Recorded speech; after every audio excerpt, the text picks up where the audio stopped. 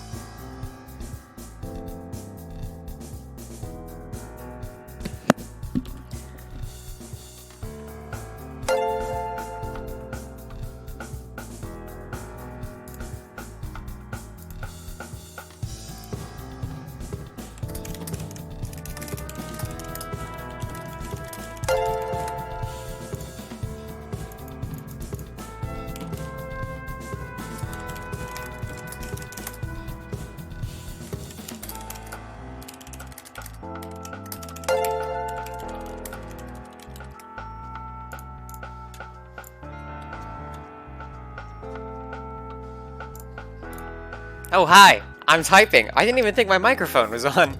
Hi, gamers! Kate typing ASMR real.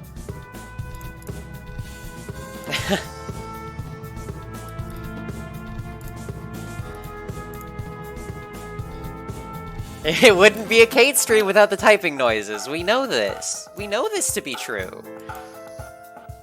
What do I think of Dirk Maida? I do not know anything about Danganronpa.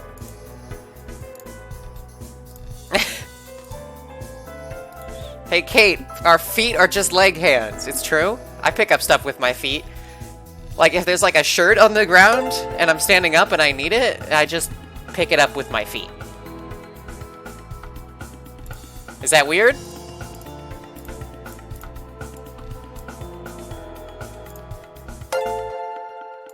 Thank you so much for all the follows. Let me thank people. Relatable monkey behaviorisms. Let's see, we got Lyric Hartwell, Toontush, Koi, God of My Truth, Cancerous Crustacean, Sparkling Clouds, Miss Thunderwander, Halcyon, Homeric Horror, and thank you Moth Prophet Echo for the subscription.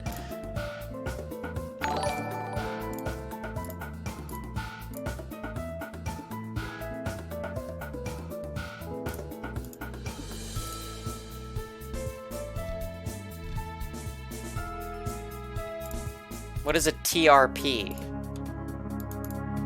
Troll. Rhypite best troll. Well, I'm a lesbian, so Rhypite is absolutely not for me.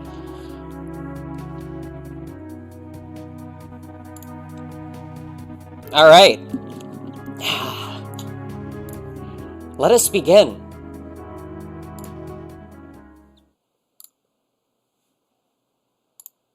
This is Snowbound Blood, a vast error story. Let me plug my phone in. That's not actually part of the story. I just need to plug my phone in.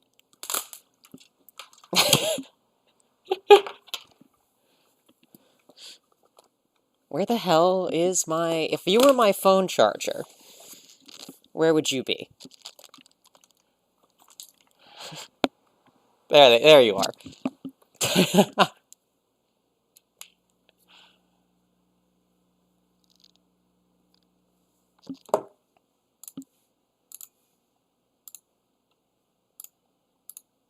Alright, here we go.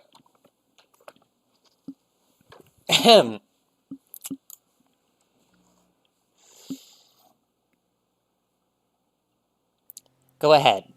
Take it. You proffer the Duelian Raper, your second best to the ruffian. You took down his two mates easily enough, and now he's the last one standing. Unarmed and afraid. This is part of the ritual for you. He's not dying alone. It's not a trick. You know that. I'm sure all your ilk has heard of me. There we go. You even know how to hold it. Sometimes I get asked why I do this. He stands, eyes narrowed, and you touch the tips of your blades. Proper stance and all. You wish more smugglers had the touch of class this soul did. You almost feel bad for what's about to happen. Then you remember the document detailing the deaths caused by this counterfeit medicine lab, start to finish, like it was photocopied straight into your head. There's 3 reasons. Here's the first. It's only fair. Face to face, blade to blade.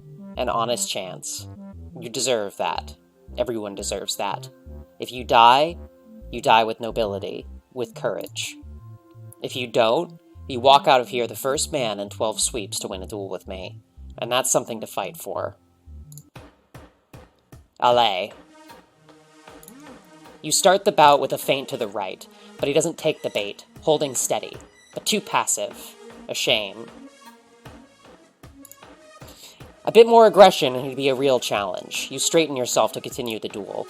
You follow up with an appel, aiming to shock him with the noise of your stomp on approach. He flinches at it, but not enough to be a real opening. Good composure, kid. You end the bout with a simple thrust. This one knows what he's doing, you can see it in his stance. He might have been just like you, learning the epee in some bright office, dreaming of holding a real regulator's blade like Proserpina gleaming in your hand. If so, he strayed. You didn't. Your superior technique prevails, and you catch his blade in a prise de fer, all the leverage yours. You press your advantage and slide effortlessly closer with the tip until you've pierced his chest right beside his blood pusher, sliding your sharp point deeper to draw a torrent of rosy brown blood. Can somebody ban this guy in chat, please?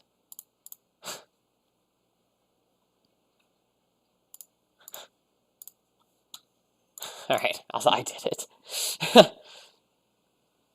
Your other sword falls out of his hand with an indelicate clatter as he chokes out in pain. You catch him as he leans over, dying, and begins speaking in his ear, calm as always. The second reason I'm doing this is one I need you to hear. It's the important one. If there's anything out there for your soul after this, if you meet any kind of maker or can see any shred of any of the dead, I need you to carry a message for me. Tell them this is for Alina Robiad. I will send them as many as they need to avenge her. He's nodding, even as blood starts to trickle from the corner of his mouth. Good lad. And if you see her, tell her I'm sorry. I can't join her just yet. You wait for him to slump over, dead, and slide him off your blade, taking a picture with your visor to document another successful compliance initiative to your superiors. You pull a kerchief out of your coat pocket and wipe your blade clean. You speak to no one as you sheath it and walk out of the room. The third reason is that I enjoy it, and I always have.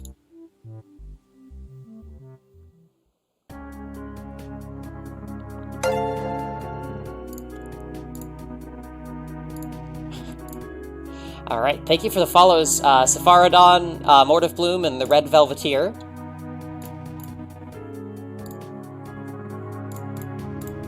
That was the prologue. On to Volume 1.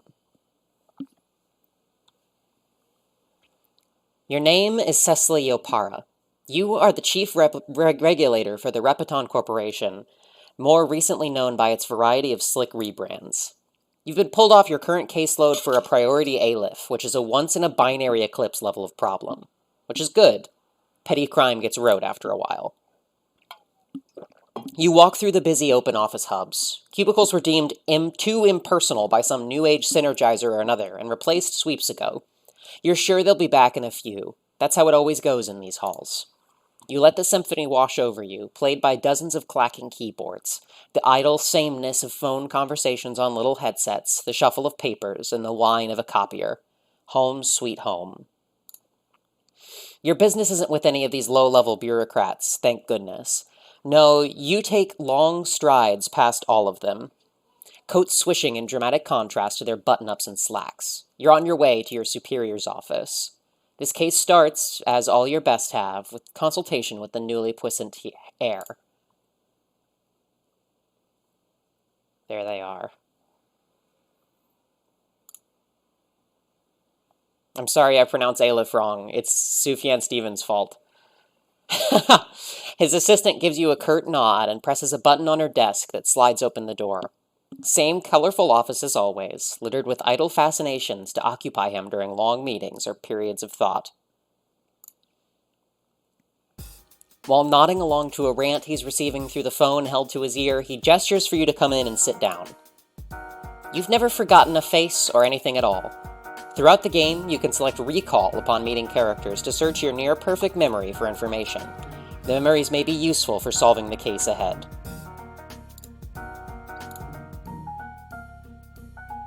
It's not hard to remember this face. Everyone knows Sestro Enthal, the heir to the executive, and next in line for control over the entire corporate machine. He's been gradually assuming influence over more of the company hierarchy as he prepares to come into power with his ancestors' old age. This means you're taking orders from someone half your age who wears sweater vests. You'd be upset about it, but you're a consummate professional, and he's sweet enough. He's got a real piece of work of a matespread, though. Right now, he looks downright sour. Once you recognize the sandpaper-harsh, salty voice assaulting his ear, you feel a twinge of sympathy. The Repetonian elite are rarely sensible, but few could match the talent for absolute nonsense Calder Kyrian has displayed over the sweeps.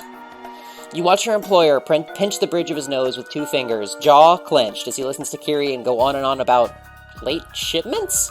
Of the drivel he passes off as a magazine, you wonder? Oh well. You aren't being paid to listen to the grievances of Mr. Inthal's flock of fledgling hyperloopers, so you don't. Sestro rolls his eyes theatrically at some high point and finally meets your gaze. He mouths something, looking pained. He can't not pitch it?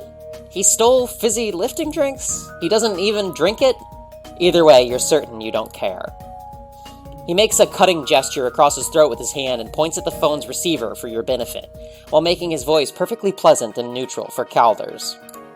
He assures him that corporate will do all in its ability to ensure the timely delivery of his shipment, and if he could only answer a few questions. You stand up, draw your pistol, and aim over the phone's receiver and off Sestro's side, towards the enormous windows that make up the office's outer wall. You watch Sestro cup his hand over his loose ear while the twin sounds of the gunshot and punctured glass ring painfully in your own. Immediately, the corporate security alarm blares to life.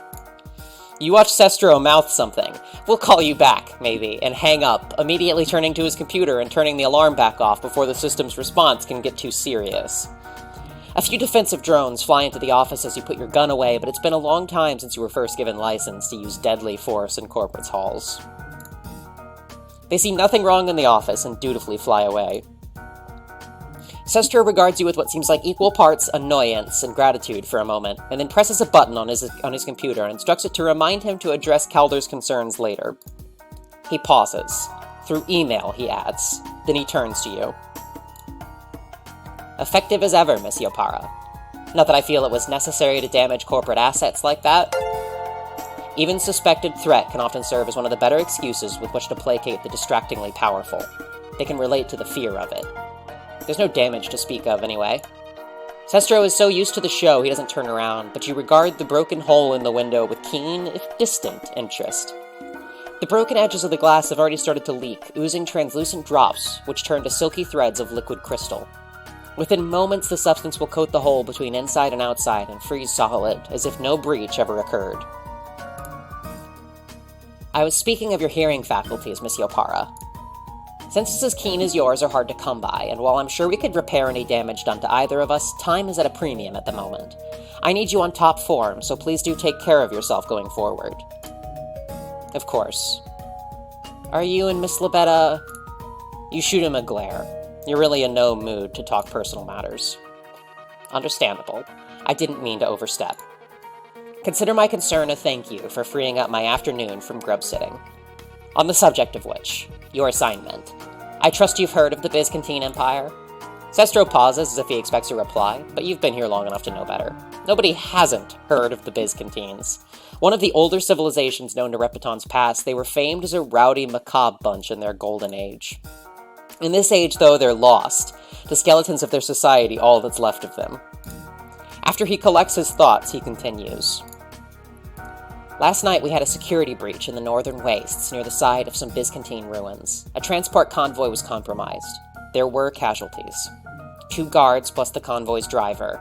All 3 were found executed, face down in the snow. He slides pictures of the bodies across the table to you. You whistle in awe at the sight. Clean cuts. This is professional work. And the convoy wasn't operating on its regular schedule. Anyone who might have known about the order to reroute the convoy's transit could have set us up. I'll need a list of names, of course. And whatever was taken was clearly special. Does my assignment include its retrieval? And if so, do I get to know what it is? It always pays to show your superiors you can predict them. The more aware they are you know what you're doing, the better than they do, the less they bother to get in your way. Sestro, for his part, seems reassured by your surety. He looks at you uncertainly for a moment, as if he might say something. Then he sighs, gets up, turns away from you, and looks towards the window. You resist the urge to roll your eyes. The kid makes a spectacle of this window whenever he genuinely cares about something, and you're tempted to gently inform him it's a shitty excuse for a poker face every time. But you aren't paid to give advice, so instead you wait to listen. Eventually he speaks. Your powers of perception continue to shine, Monsieur Para. It's wonderful to know I can rely on you in times such as these. Yeah, kid, you answer in your head. You wonder if you'll ever be able to get your briefings done without the pointless flattery. You're right, of course. I will need you to discover who from corporate leaked such crucial information to our assailants. And uncovering the identity of the thieves and bringing them to justice will also be among your duties. But your most important task by far is to return our lost cargo to us. While these ruins were originally Byzantine and remain designated as such on official records, we have strong reason to believe the location was appropriated by worshippers of the Vivifier. That earns Sestro your brow, raised and genuine interest. You've heard rumors about the Vivifier and all the old legends, of course. But even as high up the corporate ladder as you are, this is the first time you've heard the name spoken so seriously. The item that was taken from us was a filter of what we believe to be her own blood. I trust I don't have to explain further why its recovery is so crucial. Sestro's doing that thing where he sort of strokes the glass, all contemplative angst, but even though you feel he does this every time you see him, it doesn't feel tired and empty this once. You think of what the stories say about the Vivifier's blood, that it can heal wounds or create untethered, everlasting life. Maybe even save Repeton if Trollkind understood its mysteries well enough. You can guess well enough that's what Sestro is thinking, at least. Some things never change. I think the situation speaks for itself. Good.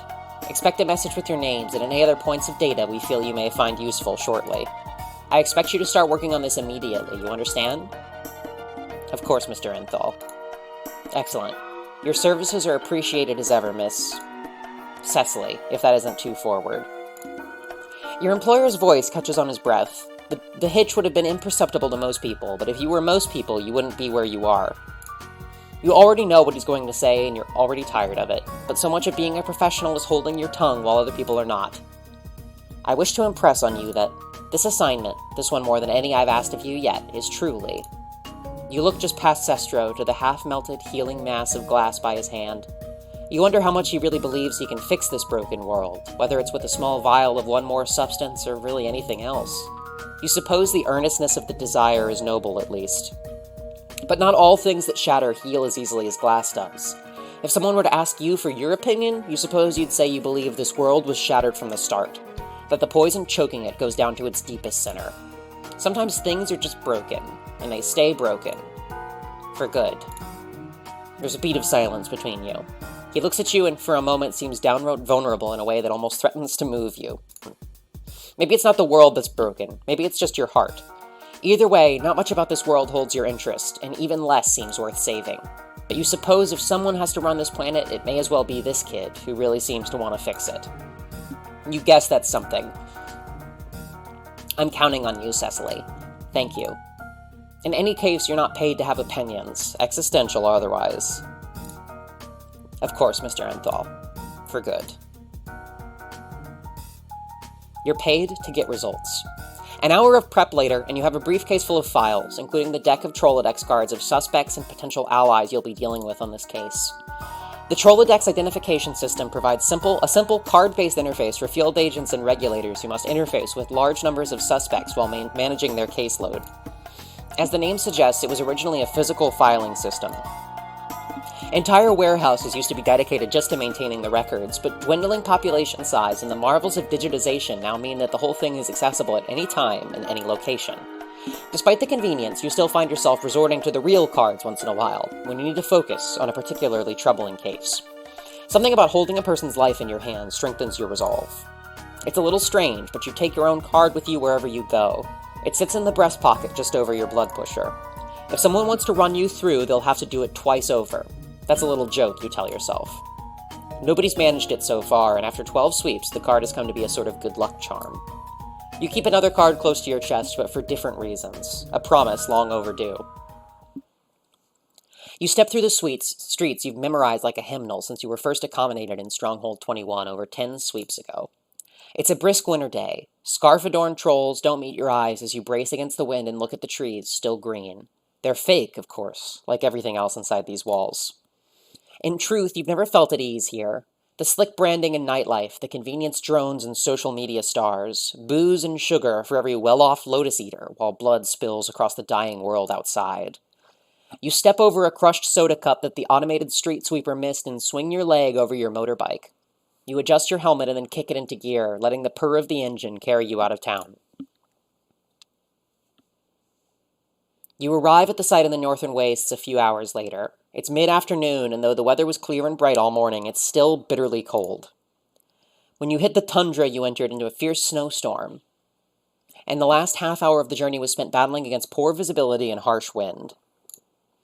This blizzard settles down into a light snowfall by the time you reach the convoy, though. 3 guards meet you there, 2 olive bloods and a bronze.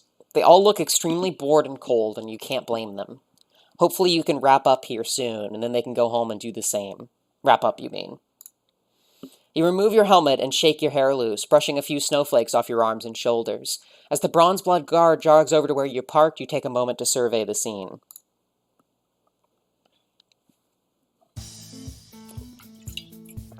After taking note of some key points of interest, you turn to face the guard as she greets you.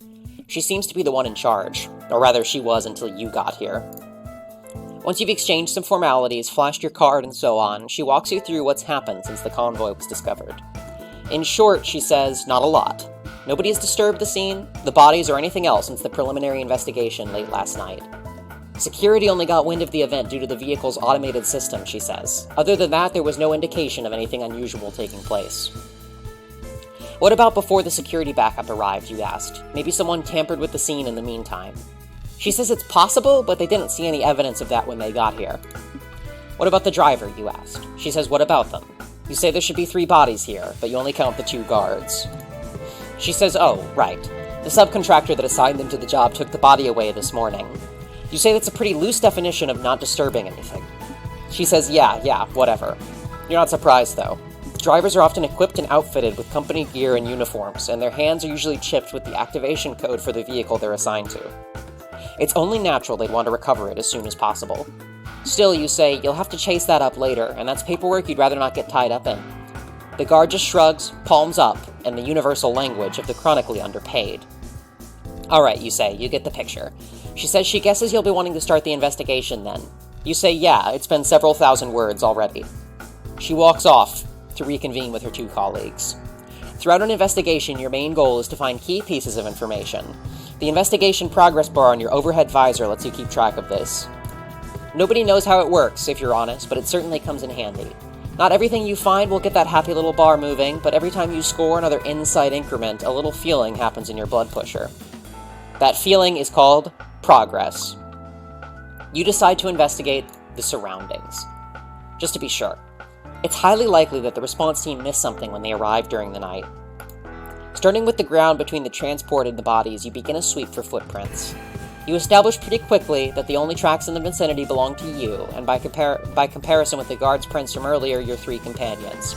Otherwise, the snow which fell overnight has completely coated the ground in a pristine layer of white, sitting unbroken like fondant on a Yule-passing confection. You don't remember the last time you had one of those. Well, that's not true. You remember it with perfect clarity, just like everything else, but you'd rather not think about it, so you don't. What's important is that it was a long time ago, and what's more important than that is that there's no trace of the culprits to be seen. There's a little hillock a small ways out from where the transport is stopped. In lieu of any better ideas, you decide to see if a little elevation reveals anything. You trudge your way up the slight incline, boots crunching and squeaking against the ice and snow. From the higher vantage point, you can see the whole scene in one picture. The transport, the bodies, the security team, your bike. And beyond, the field of white, patched with streaks of gray and brown and sickly green, extends as far as you can see in all directions. There's no sign of anything from up here, either. Shit. On the way back down, a harsh wind whips up for a moment, and you grip your long coat around your neck against the chill that it brings. Well, at least the cold isn't toxic. The northern wastes are forever being buffeted by the very worst that Repeton's recalcitrant climate has to offer. Almost nobody lives here. The region seems to exist as somewhere to be traveled across, rather than a real place in and of itself. And while such places can sometimes be enjoyable to pass through, the very opposite's true here. The wastes strike you as more of a cruel joke than anything else. A deadly expanse separating 2 of the planet's most populous regions, its traversal is a perpetual nightmare, logistically and otherwise. You arrive back at the crime scene with no better idea of the situation than when you left. An absence of information can itself be important detail, but there are no insight increments to be had this time. You'll need to try something else. You decide to investigate. You decide to check the insides of the driving compartment. The driver and the 2 guards were all stationed in the same chamber at the very front of the vehicle. A set of concertinaed steps leads up to the entryway. These got deployed automatically when the doors were open and stayed that way since the crew never returned. A fair bit of snow blew inside overnight, so the floor and seats are flecked with white and slush. Besides the mess jointly formed by the inclement weather and the usual layer of trucker detritus, though, there doesn't appear to be any sign of disarray in the compartment. If there was a struggle at any point, it didn't happen here. That means the driver and 2 guards probably got out of their own accord. You think you have a pretty good hunch why. There's an angry red light humming in and out of the main info screen. An emergency overlay is activated, apparently in response to the driver's extended absence. Since transport convoys play such a huge role in Repeton's socio-economic system, the risk of them getting into trouble is taken very seriously as a matter of survival. A truck driver's chip, while allowing them to activate the vehicle in the first place, also acts kind of like the pin in a grenade. But like, if the grenade were designed for safety purposes. This is an unspeakably shitty analogy, but you're going with it anyway. Point being, if the driver is out of the compartment for more than a short period between stops, the onboard computer automatically registers an emergency and backup is called for. In a totally non-explosive manner. It occurs to you that a system which allowed the driver to get out and stretch their legs every once in a while might have resulted in better job satisfaction. Or rather, it would occur to you if the notion of job satisfaction existed on your planet. You lean over the dashboard and tap a menu item on the screen, and the warning light fades out one final time. Taking one last glance around, you see an open book with its pages turned down on the far passenger seat. Looks like it must have belonged to one of the two guys out front. Cocking your head to one side, you can read the title. It's called Vored My Bong Water and Look at Me Now, the Turn-in Kai Kai story. Oh, wow. Someone was a big fan of a certain internet daredevil, apparently. Doesn't look like the uncanny ability to survive pretty much anything rubbed off on their beloved reader, though.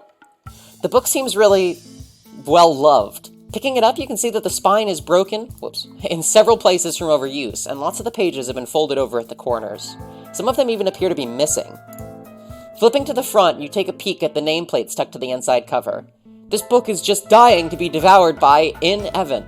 There's a little heart next to the penciled-in name. You put the book back. You feel like wiping your hands on something. You decide to investigate the tires.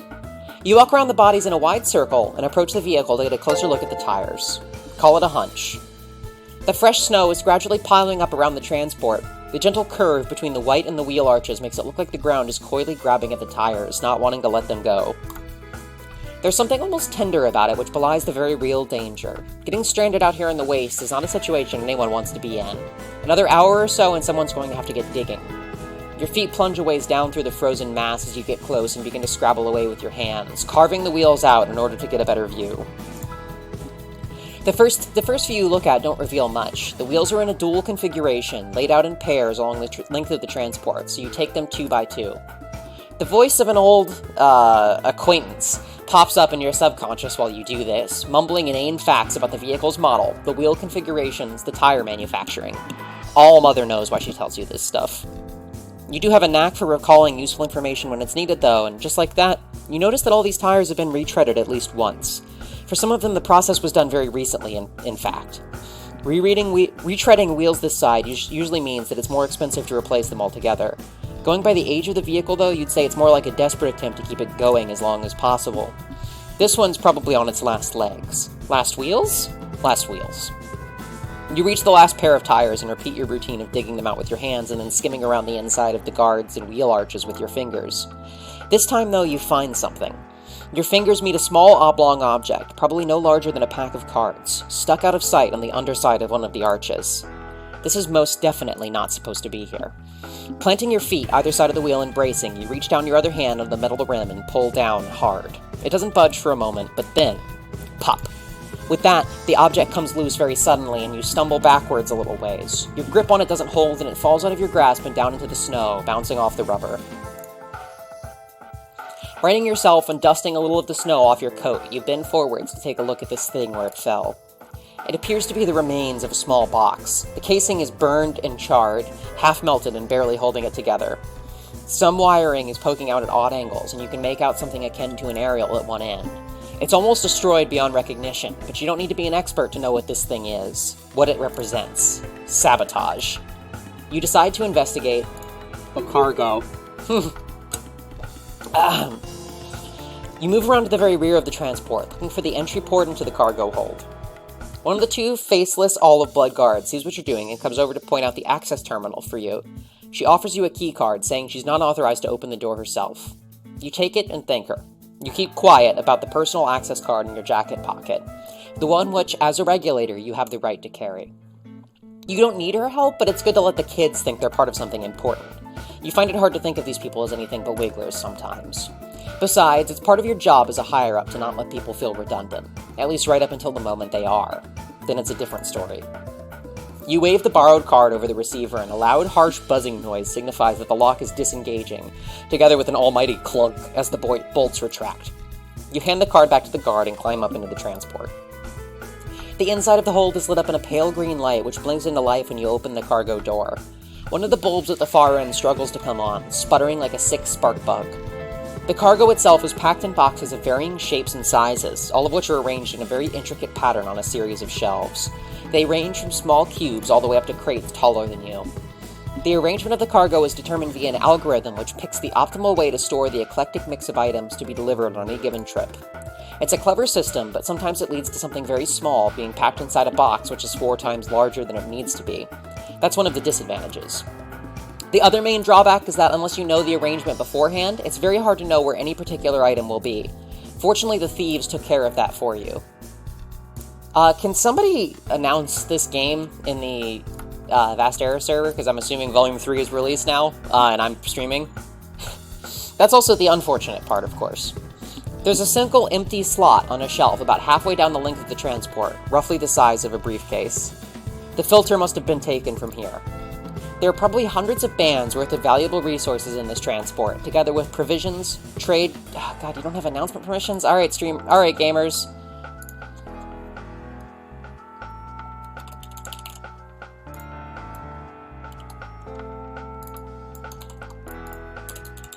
I have to do it while streaming.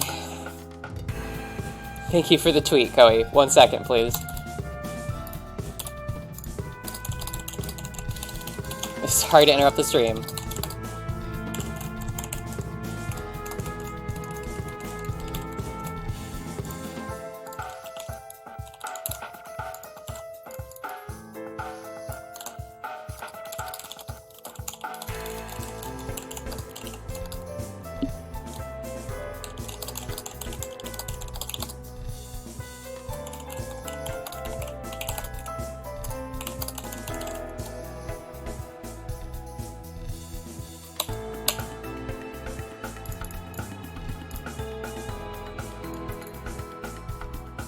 Alright, I did it.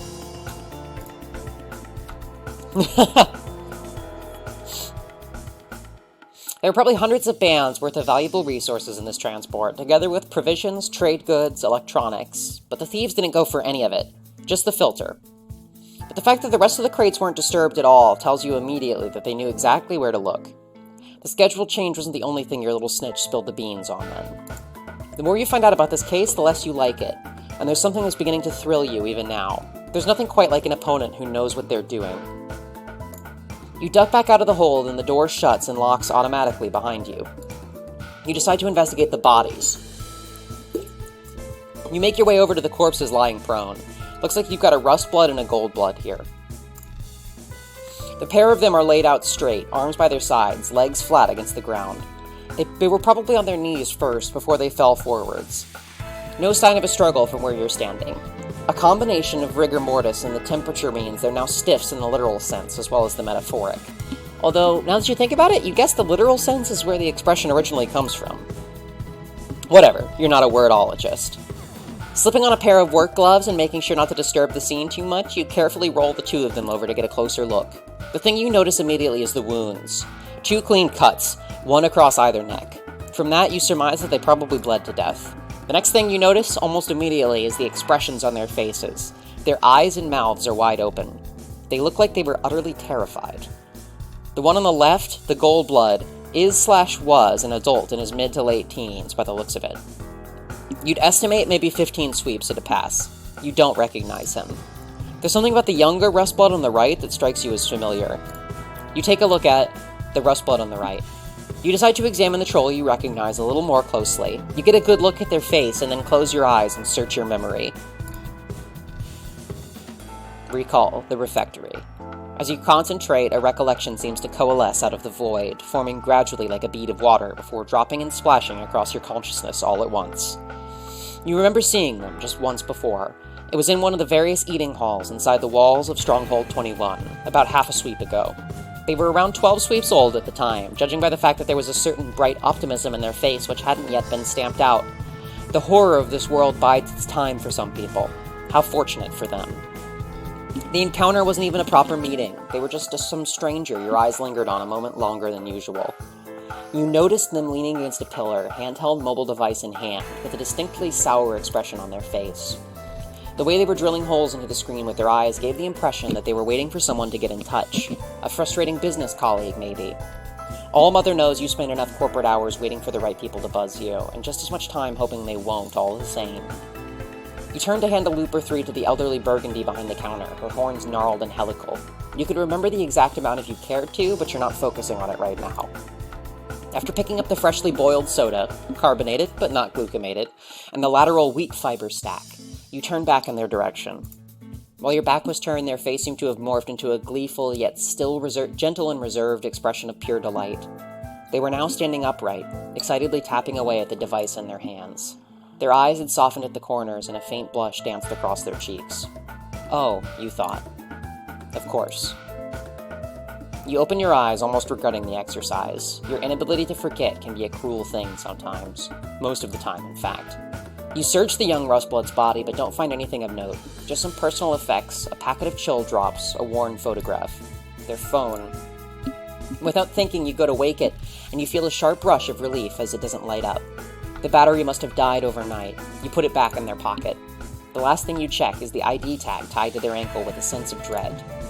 These things are always rather morbid to look at, but they're an important means of sorting out the mess after a troll kicks it. Or as in this case, has it kicked for them. Corporate Unemployment Asset 32200, Bystand No Cent, Designation, Logistical Security, Will/Testament Undocumented, Bondmates M. That last letter curls painfully in your chest. Shit. They have a bonded mate spread out there somewhere. Someone who just felt a twinge of pain but doesn't know why yet. Someone whose life won't ever be the same again.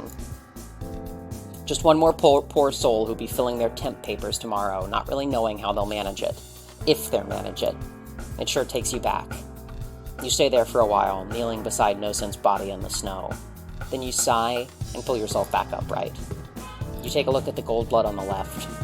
Besides the neck wound, he doesn't appear to have sustained any other injuries. That strikes you as very odd. You suspect that they were threatened at a distance, since otherwise they wouldn't have knelt without kicking up a fuss. Certainly you'd expect to see some incidental bruising if there was a scuff-up. It would make sense if they were occupied in front, though. Perhaps someone came up from behind in the meantime and... yeah. You pin that explanation to the top of your mental list as the most plausible for now. You gently search the guy's pockets. There's a couple loops in spare change, a respite block keycard, the beginnings of a pretty substantial lint collection, a handful of soda bottle caps.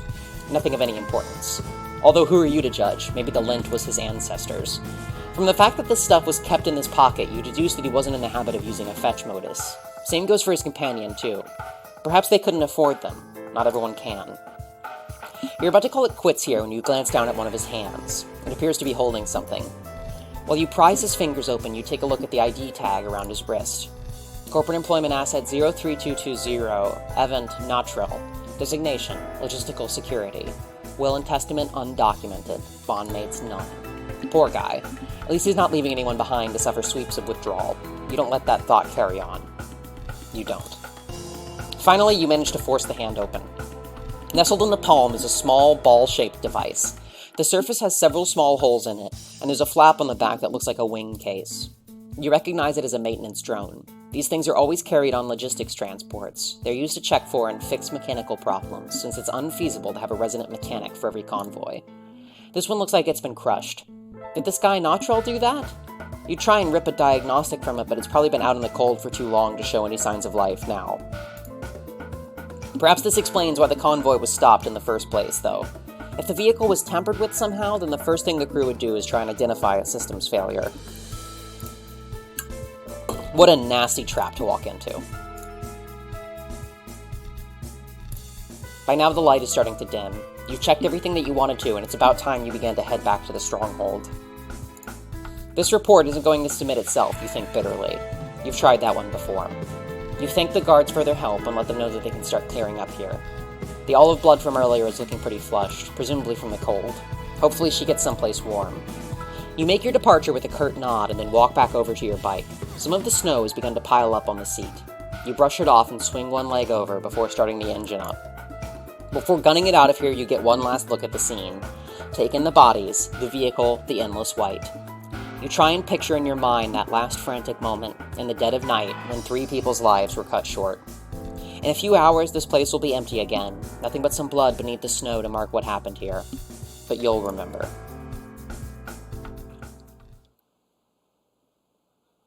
As night continues to fall on the journey home, you find yourself running over the few scraps of information you were able to find.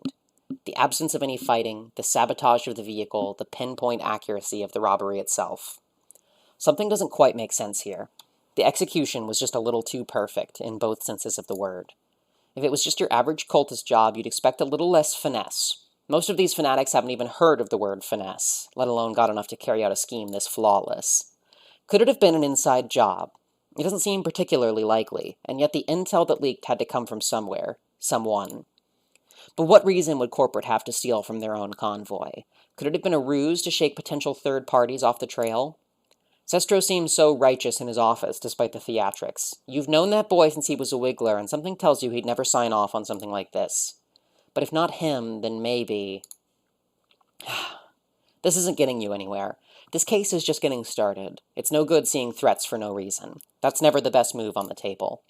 You need much more information.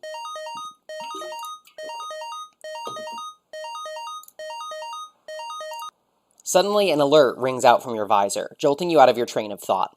Someone is trying to contact you. This strikes you as unusual for 2 different reasons. Firstly, the caller information is withheld. Whoever it is has something to hide, almost offering themselves up as a suspect from the outset. Suspicious calls on the way back from crime scenes don't tend to be inquiries after your health. The second reason is you haven't had a personal call in ages. You pick up. I'm so glad you were assigned to this case. When your name flashed up on my interface, I knew this was all worth it. I've been following your work, you know. Too many trolls on this planet don't appreciate the really skilled. Obsessed with idle celebrity, sucking down whatever swill your paymasters feed them. But I respect you. You deliver your idea of good, face to face. You should be famous, Cecily. Everyone should know the trail of bodies you've left behind. How did you get this contact? That's a tedious question. You can do better. Fine. What can you tell me about the scene you just left behind? You're trying to scope out how much I know. Still just trying to find the bounds of my power. A standard opening. Safe. But you can't play for the draw here. There's simply too much on the line. You focus on what happened and when. Your focus on what happened and when won't bring you any closer to understanding. To triumph, you can't just take your orders and march. You've talked yourself in circles, and you call me tedious. Answer the question. 100 trucks cross the remote corners of this disgusting planet every day. 100 containers of valuables, raw materials, fodder for craft, fruits of the labor of thousands of trolls, each part contaminated by greed and filth. But only the blood was taken. Why? Do you know its properties? I want to help you understand. I really do. You will by the end. I think you'll agree with me, too. You've been purging this planet of refuse for so long. You've done nothing to convince me you're not part of it. We're all a part of it, lapdog. I'm going to give you the tools to break your chain. Idyllic Acres, 2.111, 2 days. Listen close. The call clicks out, nothing but the sound of wind whipping past you and the hum of your motor left to accompany you as the sun fully disappears beyond the horizon and your headlamp shines into the distance. I always do. You make the rest of the journey back to the stronghold without additional excitement. As you approach the outer walls, you get a message from one of your superiors. Looks like they tried to call you while you were talking to whoever that was. 2 in 1 day. You'd think something was wrong. Oh, wait. The message is just a room number and a meeting time, efficient as always. A few minutes later, and you're walking back in through the dimly lit foyer of the corporate headquarters. A short elevator ride finds you striding past mostly empty cubicles, soda coolers, and falsified office foliage. The trolls still here are the late-night drivers, eager to prove themselves. Could they be eager to atone, to assuage their own guilt? You make a mental note of everyone around out of habit, but quickly cut that train of thought off before it goes anywhere. No point in being unnecessarily suspicious of people, not at this stage. On the far side of the floor, at the end of a hallway, a tall figure stands waiting. As she sees you coming, she beckons once, and then vanishes into one of the many doors lining both sides of the corridor. You hurry onward, managing to catch the door before it closes and sidle your way in quietly. The corporate building seems to have more conference rooms than they know what to do with. Certainly more than any normal company could use. Then again, normality is a concept that tends to get left behind when you're dealing with the end of the world. It's very dark in here. There's barely any light to see by, aside from the faint glow from your overhead visor and the occasional flash of lightning outside. You consider trying to find a light switch, but then perhaps that would ruin the effect. The tall, shadowy figure that was in the room when you entered steps into a shaft of light, and you can make her out clearly for the first time. Hamifi Hekrix may be more of a no-nonsense corporate cutthroat than her knitwear-loving mate spread, but she has the same underlying instinct for dramatic flair bordering on the comical. They were almost made for each other. You have to remind yourself that this is, very literally, true. That between her skulking in the shadows and him looking forlornly out of windows every few moments, it's a wonder these kids get any work done.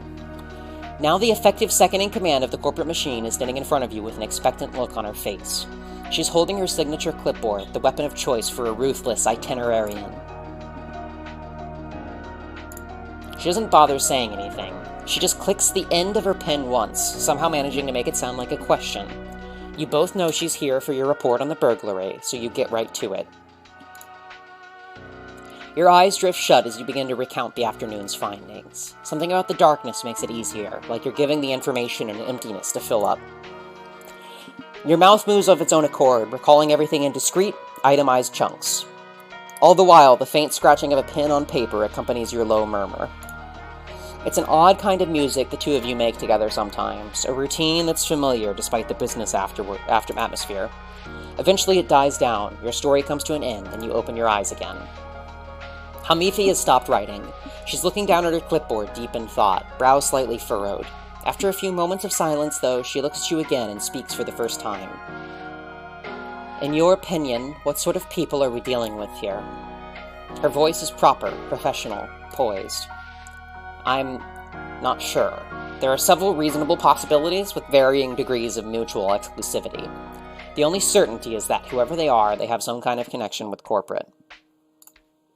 The amount of information they must have had access to speaks to that. I can't say if it's anything as serious as a mound mammal within the organization or just a matter of bad bookkeeping. Her eyes narrow at that suggestion. But either way, there's clearly some avenue through which these people were able to exploit internal information for their own ends. The heist was far too clean, too perfect. It was almost impressive. Hamifi is frowning openly now and cuts your hypothesizing short with an upraised hand. This robbery was far from a watertight operation, Monsieur Para, and you, of all people, should understand why. There was one key detail which demonstrates it. The bodies at the scene. The murder of our employees. That was mess. That was uncalled for. An unforgivable waste of troll resources. The theft itself was so perfect that the deaths were clearly unnecessary. Anyone with that complete a picture of the situation should have managed to avoid bloodshed altogether. You made it sound as though you almost respected these people, but this isn't a game that you're playing. No comment. These criminals aren't an opponent to be challenged, they're a scourge to be cleansed. They're blood on the snow, just like the mess they left behind. That's 3 more empty jobs I have to fill somehow. That's more temp work that needs to be done. That's something else sucking us dry while we try and fix this entire planet. Another vital asset plucked from our grasp as I work tirelessly, endlessly against the clock. Time is not on our side. This crime is a mockery pointed straight at corporate itself. Though her voice has barely changed in volume this whole time, to you it sounds like Hamifi has begun shouting by this point. Her words are ice-cold and dripping with anger. Snowbound blood. You don't know how to respond to this, and so you elect not to say anything altogether. Years of experience tell you that in situations like these, the best move is not to make one. You're in Zugzwang. Hamifi breathes in and out pointedly for a few moments, before seeming to collect herself once more as her face inches imperceptibly back to an expression of complete calm. Sestro may take a more lax approach to deploying corporate assets, but I'm never one to let a good thing go to waste. Just remember, Monsieur Para, you are as much an investment as any of our other initiatives, and safeguarding investments is where I come in. This investigation may run darker and more foul than you realize. Don't trust anyone. Well, this is new. She seems cautious, almost like she's nervous about something. She gives you a very direct look with this last warning, and you can tell she knows all about your little bit of fan mail. The fact that someone else was contacting you so soon after leaving the crime scene is enough to make her suspicious, perhaps rightfully so. But all the same, it strikes you as more than a little wigglerish. Don't worry, Miss Heckrix. I'm not about to get into the habit of it now, but any potential pockets of useful uncertainty should be examined and exploited before being discarded. You, of all people, should be able to appreciate that. I didn't get so far in my career without being open to every possibility. I highly doubt there will be any kind of confrontation. This person seems too content to hide in the shadows. And even if there is, just you remember. My winning streak has been going since before you and your betrothed were hatched. It's not going to end at the hands of some anonymous prankster. See to it that it doesn't. You're no use to us otherwise. And with that, your superior clicks the end of her pen in a way that lets you know this meeting is over, as quickly and abruptly as it began.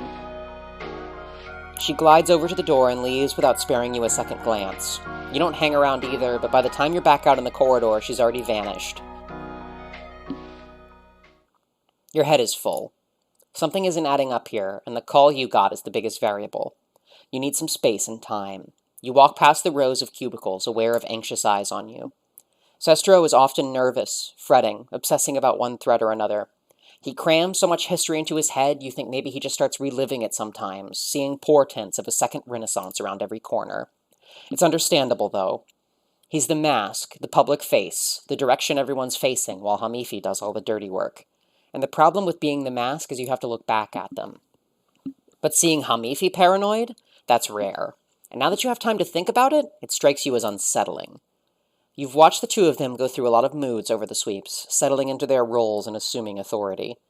Hamifi took to it more comfortably than her mate Sprit, or at least appeared to. You wonder what she knows that you don't. What would lead to her unusual show of concern, filtered as it is through a desire to protect the company? The open-ended possibilities start to close in on you. You get a constriction in your chest from being surrounded by those you've been told not to trust. You're getting caught up in speculation. Before you know it, you're back in the elevator, soft muzak blurring to a mindless din in your ears. You breathe a sigh of relief when the doors shut without anyone else coming in. You don't have idle conversation in you right now. A very long time ago, you learned a number of exercises to deal with overwhelming feelings from a good friend. Call it an old therapy takeaway. As the elevator takes you up, up, up, you make a repetitive little motion with your hands, a ritual of calm. 4 fingers on your left hand tap your right palm twice. Then you switch, fingers on your right hand tapping the left palm. Tap, tap. Tap, tap. Tap, tap. Tap, tap. It helps you center yourself and focus as you exit the elevator on the top floor and take a single flight of stairs to the roof. The cool air is a deliverance. You walk out to the edge of the building and look out on Stronghold 21. Pastel neon lights suffuse the streets. The bass of faraway music of the Stronghold's nightlife thumps distantly. Colorful advertisements flicker on LED screens. This week's Skyrim release, a new brand of sugary fizz, the 101st season of Who Wants to Be a Hyperlooper. That show hasn't been the same since a young man lost on it and destroyed the original set before spiraling into full-blown cult leadership. But that's a story for another time. It's easy to look inside these walls and see what the revelers on the street see. A society without scarcity, of productivity and prosperity, but every bright light casts a shadow. You think of bodies face down in the snow. Bondmates getting an impersonal phone call that will break them. A deep breathing voice taunting you over a voice link. You think of 1,000 reasons why someone would turn against this world. You think of more why someone outside of it would steal, kill, break, just to tear it down. The breeze gives you a chill. Lines of probability start to firm up in your mind. This world is balanced on a precipice. And somewhere out there, a conspiracy has emerged to steal a piece of its history, one that may push it over the edge. It's up to you. Time to make a plan.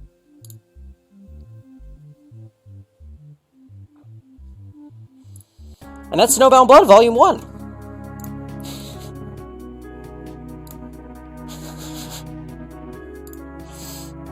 Alright, let's move on to Volume 2 then. Of Business and Busy Work.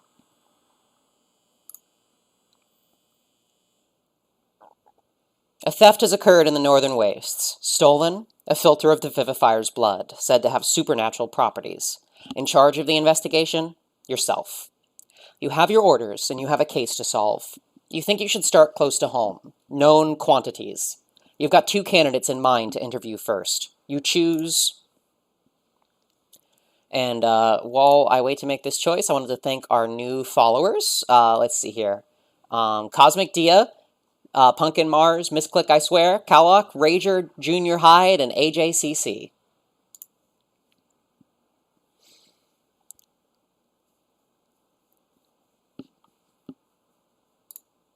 Rypite Colden.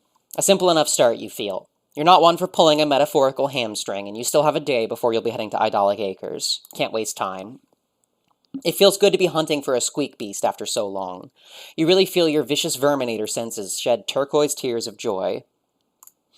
What a confusing portmanteau. You're not quite sure if the latter half of Verminator's wordology is a Terminator or Exterminator. Perhaps you can claim it's a portman trio.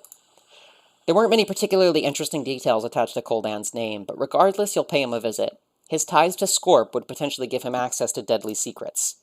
Once you arrive, security is perfectly apathetic and nonchalantly allows you inside once you flash your credentials.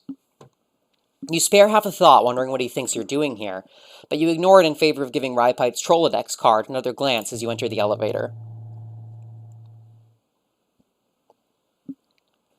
As luck would have it, when the doors open to a chorus of keyboards clacking like mechanical chirp bugs, your eyes drift from the card to the man himself. You examine him from across the room. He appears to be talking to a coworker. Judging from the frantic motions of his hands, he's explaining something. Something big. This guy has always been one for animated gestures. This isn't the first time you've seen his face, but it's not really much more than the fourth. You never forget a face, but even if you did, his would be off the table. He makes a strong impression, especially in the conference room you first saw him in. He had ideas for Scorp themes, a relatively new concept, especially considering you'd first heard of the app a few days prior. His arms would move about, not unlike a cartoon character. The glow of the projector made his white teeth blinding. His smile almost looked fake from how real it looks. There were themes for each department of the company. You remember rolling your eyes as he started with the accountants. Loyal logarithms are the security guards. Ostentatious oculars. Serious sass. Secretary serenade. He'd mentioned that one in particular was for the lovely lass at the front desk, who evidently had a habit of doodling hearts onto her work papers when she was bored. When you looked to your left, you saw that exact secretary, her face buried in her hands in mild embarrassment. Not exactly a secret with dire consequences, you'd think, but also you didn't care. Perhaps the strongest quality he has is his voice, deep but not rumbly, like black honey. It demands attention. You could further recall moments spent in the ablution trap with the patent-pending inspo nuggets intermission of the meeting in your mind's radio, but you try not to layer recalls about that. Perhaps you should do your recollection outside of the timed automatic doors next time. With a mental sigh, you open the doors again. You step out of the elevator and into the office. No time for games, you wait for the first sign of a break in his conversation and approach him. You clear your throat and give him a curt nod as he turns towards you with a look of surprise on his face. Rypite Colden, my name is... Whoops! Didn't see you there! The way he reaches over to shake your hand with both of his catches you off guard.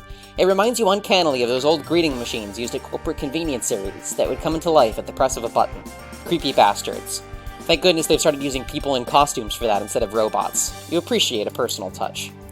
Guilty as charged! Rypite Colden, but it looks like you already knew that. Guess my reputation precedes me? He's clearly waiting for something. A laugh, you assume. Unfortunately for him, he flops, as the Chuckle Bunker regulators say. My name is Cecily Opara, and I'm currently conducting an investigation of grave importance. I'd appreciate any time you have to spare for some questions. You like getting to the point. Oftentimes, the point means the point of your blade, and you can never turn down a chance to dance with blades. If only the chances ever came. Rypite's face seems to be somewhat frozen on a smile. He looks confused, more than anything. Being questioned isn't exactly a difficult concept to wrap your head around, in your opinion. Wow! You want to talk? To me? It's more believable than me asking this of your colleague over here. The one that I'm not presently engaging in conversation? Yes, you. The teal behind him is definitely finding his work very interesting right now. In an instant, his nose is buried in his computer monitor. He's smart, not looking like he's clearly eavesdropping. Still, you'd prefer someplace more private. If you have to spend the conversation counting his nervous tics and fidgets, you'll go mad. Perhaps if we could relocate this somewhere else, I wouldn't wish to disturb anybody's work. I'd hate to make you look bad. Of course, I'm happy to get a move on. It's as I always say, there's a time and place for all of us, don't you know? You give the worker behind him a curious glance, and his confused expression tells you that he has literally never said that before. Whatever, your eye has also caught a nameplate next to a door across the office space, and it's a name that was just used in an awful pun by its owner mere seconds ago. Is that your office over there? I'd say that would be a good place. If you wouldn't mind, of course. Not at all, not at all! Come one, come all! It's this way! He's leading you to the clearly labeled room that you pointed out. Your hero. You spend the short trek re-examining the evidence, sifting through your mental documents and familiarizing yourself with the important facts. When he lets you in, you're taken aback from how personalized the room looks. It feels like it could only be his, and you barely even know him. Your mind works fast to find the theme of the miscellaneous junk spread across the room. You see a joke book, a calendar with every day marked, a miniature ray gun model. Arms hoarder? Doesn't seem like the type. That microphone making itself comfortable on the desk catches your eyes. He records something, apparently. Rypite seems just as surprised as you are, and he rushes to tidy his desk up. You give the whiteboard nearby a glance. Based on the doodled alien heads spouting inspirational slogans, somebody's got space on the mind. Your least favorite is the three-eyed alien telling you to reach for the stars. A little on the nose. Sorry, so sorry. I forgot I was having a synapse squall in here. Taking a gander at my design work? We're working on a brand new Scorp theme, Celestial Crossroads. Did you know that in From Repidon to a Moon, the author's rough calculations on the requirements for the cannon able to launch 3 people into space were remarkably accurate? Fascinating, isn't it? His cannon still was impractical, but it was quite a commendable attempt. We can talk trivia later. Take a seat, Mr. Colton. You're not sure why you see Rypite grabbing for his seat, but you can tell that he's doing his best to try and lighten the mood. Where do you want me to put? Your cold stare pierces through him like a hot knife through buttery cliches. You're not in the market for a light-headed mood. The few inches he lifted his seat off the floor are reversed, and he lets out a fake cough before settling down. Right. Investigation. I'm not really sure what you need from me, but I'm an open book. But first I have a question for you, Miss Yopara. For me, you say? I was under the impression I was questioning you. He nods enthusiastically and doesn't wait for confirmation before he dives right in. You seem quite tired. Have you had enough soda? I've got a spare cushion lying around if you want to take a snooze cruise. Your business can wait, I'm sure. Self-care first. Is he trying to change the subject? I've had a sufficient amount of sustenance, thank you. I'd really like to have the reins to this conversation again, Mr. Colton. He raises his hands a little bashfully, and though he's smiling, there's a slight sorrow to it. Like he knows that was perhaps his last chance for a light-hearted conversation. Right, all yours! My hands are off! I'm nudging them in your direction, and please, call me Rypite. May I call you Cecily? No. With the investigation properly underway, you retrieve a folder that might help contextualize the situation slightly. For him, you mean. You've already read this document a significant number of times. Once. Recently in the Northern Waste, there was an armored truck that was intercepted en route to deliver some very particular goods back to corporate. In particular, a valuable package was stolen. You'll spare the details in case it turns out to be a blabbermouth. He doesn't sound like he has much of a filter, even if you could be wrong. It was an unscheduled transport, so the culprit must have ties to corporate. Would you happen to know anything of this operation before or after the fact? Is there any talk of any Arctic antics in your area of the corporate ladder? The look on Rypite's face is one of slight concern, and while you're trying to figure out whether it's genuine worry or just a cover-up, he gives you his response. I can't say I've heard of this, but that certainly sounds kind of dangerous. Is everybody okay? Yes, you almost say in the most disappointed voice you could muster, the armored truck full of priceless assets was intercepted and nothing happened. They had to pay a fee for crossing the bridge, draw straws to see who'd be stuck being the driver, sing an obnoxious repeating song the whole trip home. 3 employees died, 2 armed guards and the driver. You start to lose faith in the idea that he'll be about any help to you because he's getting teary-eyed about 3 complete and total strangers he didn't know existed until tonight. Golly, those poor souls! They were only doing their jobs, protecting that truck, that poor driver, trying so hard to drive so far. It didn't even matter in the end, your mind whispers to itself, but you let him grieve for a few more seconds. And that truck! Having to endure the harsh cold! I hope its driver loved it and cherished it! And that package! It must feel so scared and lost in the hands of who knows who! Are you absolutely sure there's nothing you know about this truck, Mr. Colton? I find it difficult to believe that you have 0 ties with this incident. Gosh, I'd love to help! I really, really would! But I don't know what ties I could possibly have. I mean, I wear a tie, if that's any good. I could maybe toss you one as well if you'd like. I'm positive you'd really pull it off.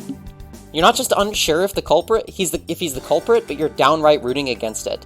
Please, please let there be a better antagonist to chase. You have a way to know for sure, and that method is the rest of this interrogation. There's something I'm looking to tie up, and it's all the loose ends of this case. Yeah, you think. What a badass comeback. Ragpipe looks positively stunned at your sense of professionalism. Tell me this, why do you think I'm here, questioning someone who seems to know nothing about this case? There must be an obvious connection you have for me to be spending my time here. You don't want him to talk about ties again, because he looks like he's about to invite you to the company clothes shopping field trip as a bonding exercise. Instead, you give a brisk nod of your head to his whiteboard. Consider, you work for Scorp. It's the only relevant chat client around. Information is your deal, is it not? Especially with a battleground devoid of competitors. Sure is. After all, if you've got information, you've got victory, as a great man once said. That's been my motto for forever. He's looking very confident for a solid 3 seconds before it all crumbles like a house of cards into the endless void of uncertainty. Or was it, you can't spell victory without information? You can't get information without giving victory? That was it, I'm sure of it. Funny you should mention giving victory. I've got some questions to ask you about how this information may have been leaked. I have reason to believe that you and this entire company could be involved.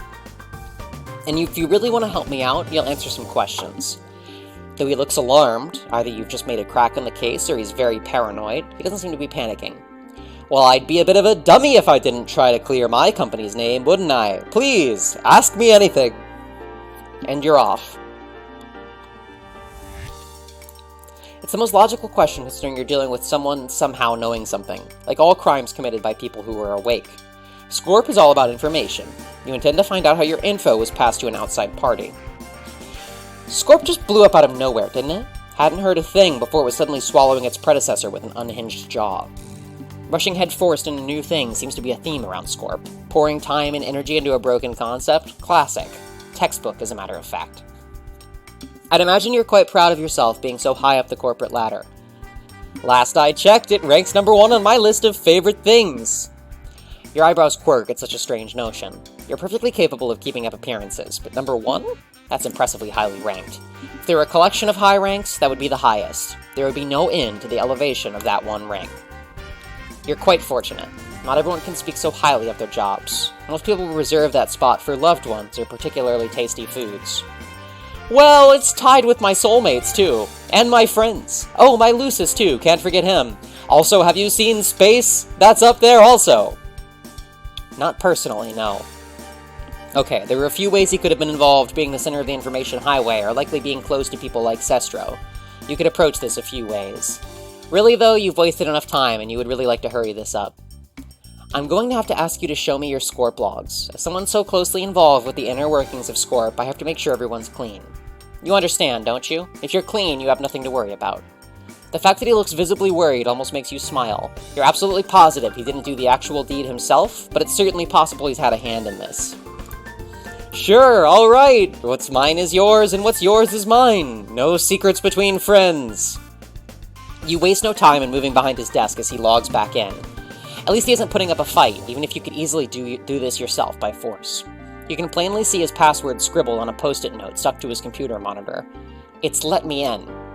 His Scorp account has a different password, but considering it's 13 characters long, you're willing to bet it's a combination of let me in and Scorp. Yep, that too is on the password note. Alright, here's the old radio station, have at it! You don't bother to take a seat, you're not going to leave yourself that defenseless. You keep a close eye on him in your peripheral vision, just like a paranoid vulture. He could jump any time. He's apparently a big fan of Suraj Feltry, because her name and image are plastered all over his Scorp theme. There are also many hearts and lovey-dovey photos of the two together. You kindly refrain from telling him that you're close to throwing up in your mouth just a little bit. You did say your soulmates were ranked at number 1 as well, didn't you? I can certainly see that there's some merit to this claim. Commission this little number from the coding department. Those guys are just on the ball, huh?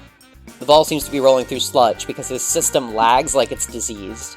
You spend a few minutes snooping around his messages, clicking back on your little lead. It doesn't look like he's too concerned. A lot of it is legitimate talk of deadlines and ideas and encouragement. And also him bouncing jokes he clearly got from the internet, off his coworkers. Priority 1, search his contacts. You don't understand why Scorp doesn't let you see the names attached to their troll tags, but you know that Sestro has a very memorable shade of purple. After a brief search, you found the heir's troll tag, but... do you and Sestro have any chat history at all? There's nothing but an unaccepted friend request here. I wish! Man, what I wouldn't give to meet and befriend him. I'm sure he gives fantastic handshakes, can you imagine? I can't not respect a guy with such clear visions. It's alright, I'm sure it just got lost in the mail or something. Wow, you're gonna move on and try not to snoop too much into the wrong, terribly depressing thing. With a lot of power comes a lot of rationality. That's the saying, right?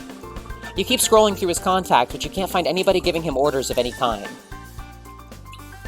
At this rate, you guess he couldn't have gotten information from anybody important, because he doesn't know anyone important. Your search ends at the top of his list, and when you're about to investigate Sagacious Mediator, he gets a little antsy. This is Suraj, I take it? The one and only, the best and only Suraj there is, and ever should be. With a click of a mouse, you're in, and boy do you enjoy the smell of suspicion in the evening. Their latest conversation is particularly interesting. Rise and shine, sweetie, it's almost go time. Meet me in the break room to go over the details. Whatever you say, Smoochy Smoosh. Can't wait to know what you've been dying to tell me. It's a big one, promise. You won't regret this. You don't know how to feel about the fact that Rypite wasn't the one to say Smoochy Smoosh. But more importantly, timestamps date this conversation less than 24 hours before the crime. Anything to say, Mr. Colden? You expect to grill him insistently over the course of the next few hours, but he looks ready to burst already. Okay, you got me. I'll talk. My grublet and I might have been a little late back from our breaks recently. I've been giving her... leaked information? Pep talks. That's your big lead? Rypite's a cheerleader. He's giving you a headache instead of an L, an E, an A, and a D. Yeah, work's been stressing her out, so we meet up in a secret spot and I give her encouragement. But we only do it during work, because that's when she needs it most. You slump back in your seat and try to keep your bitter thoughts to yourself. He's a real piece of work, despite doing nothing noteworthy at all. Am I... in trouble? I'll look the other way. At the notion of being let off the hook, he seems to perk right back up like nothing happened. He's leaving that little episode behind, looks like. You want to dial it back a bit. Make sure he doesn't get too overwhelmed. This is only a baseless assumption regardless, but you leave no stone unturned.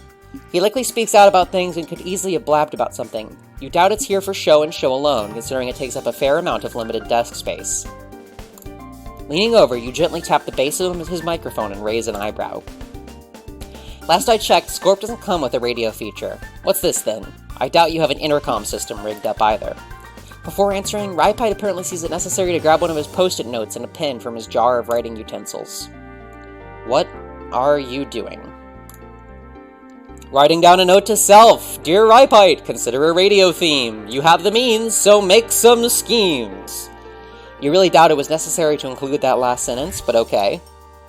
He finishes jotting down the idea that you've given him and sticks that on his computer monitor, along with other similarly neon-colored notes.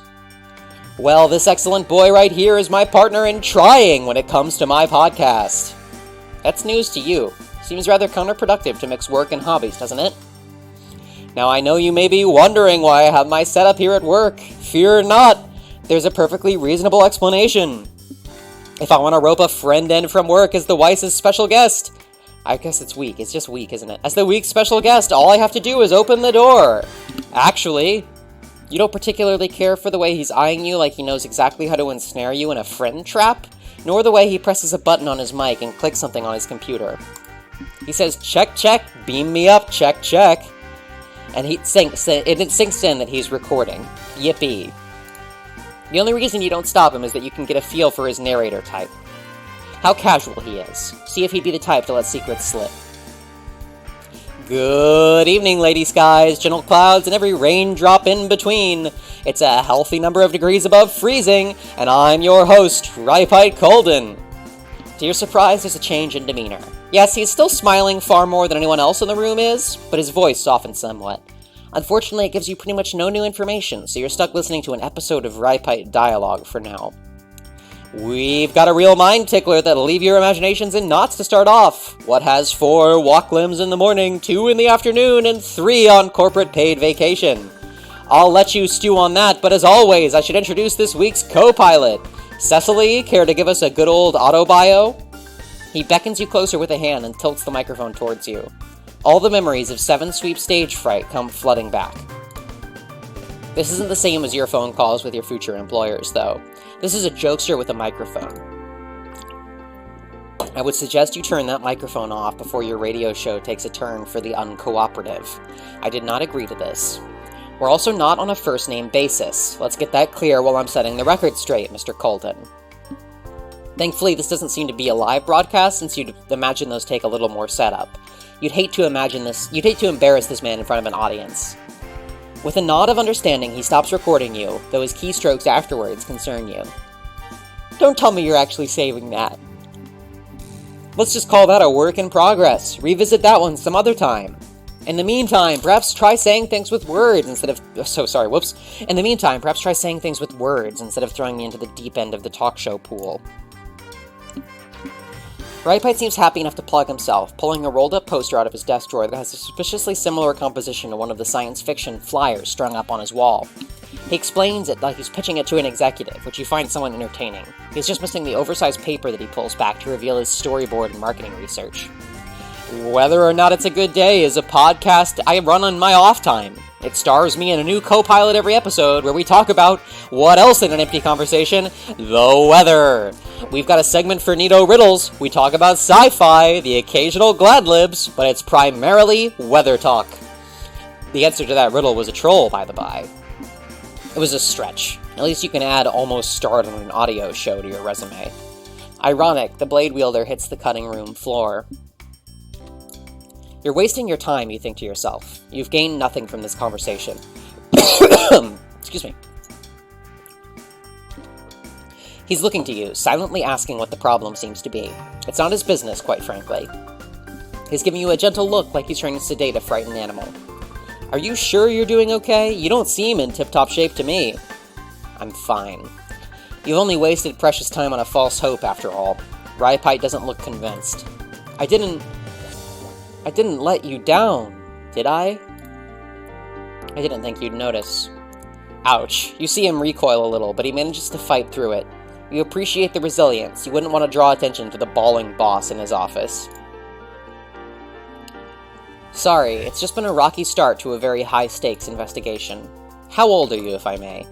12 sweeps. I'll assume you're the same?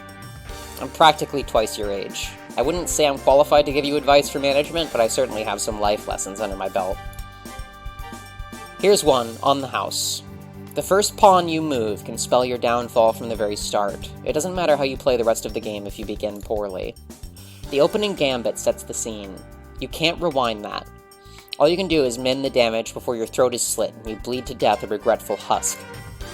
Not everyone can move ahead so blindly without thinking like some companies around here. A moment of silence hangs uncomfortably in the air as he tries to figure out what to say.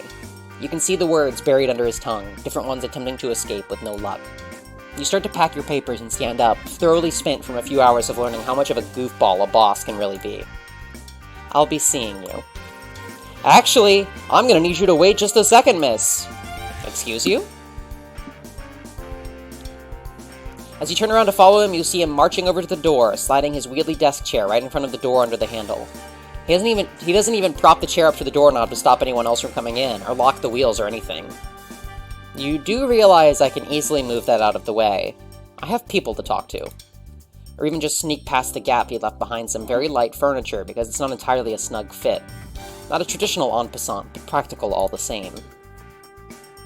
At first he doesn't respond, instead wiping all of his creative mind map from his whiteboard. You have a puzzle to solve, and I've got 2 thumbs and also a puzzle to solve. I want to help, Cecily. I know we can work together and come up with an answer for these mysteries. I'm a creative director and a creative director. You wanted me to think, and I really, really want to do something. I don't know how I'd feel if I let you walk out of here without having done anything. That looked somewhat important. You'd written that the deadline is in 2 days. Please tell me you backed that all up somewhere. Nope, that was the only copy that existed, and now it's gone forever. Helping you is more important. Well, now I've negatively impacted your work schedule, I really should be going. Nonsense! We have a crypt to catch! And so he gets to scribbling. Scribbling and scrawling and jotting down words and linking them with wavy lines.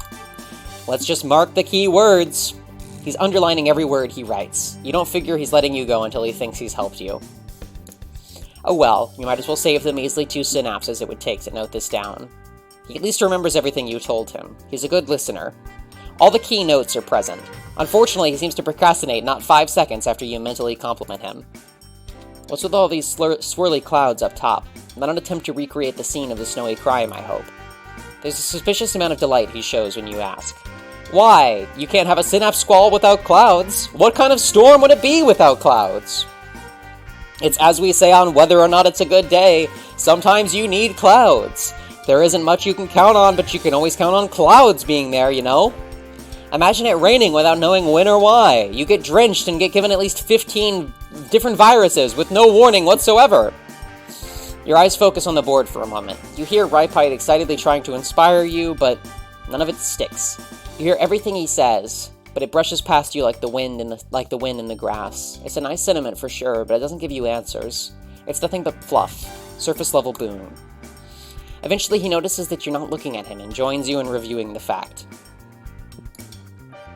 The silence is clearly making him uncomfortable, but that might also be a sudden urge to make it up to you, clawing at his psyche.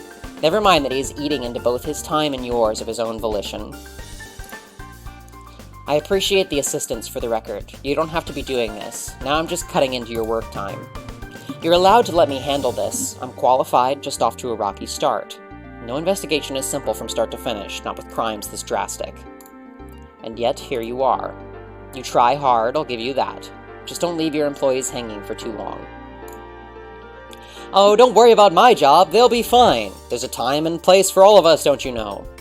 You're getting a strong wave of deja vu. This happened like half an hour ago. You don't need to bring this up again. What's next? Recalling every time someone says hello to you?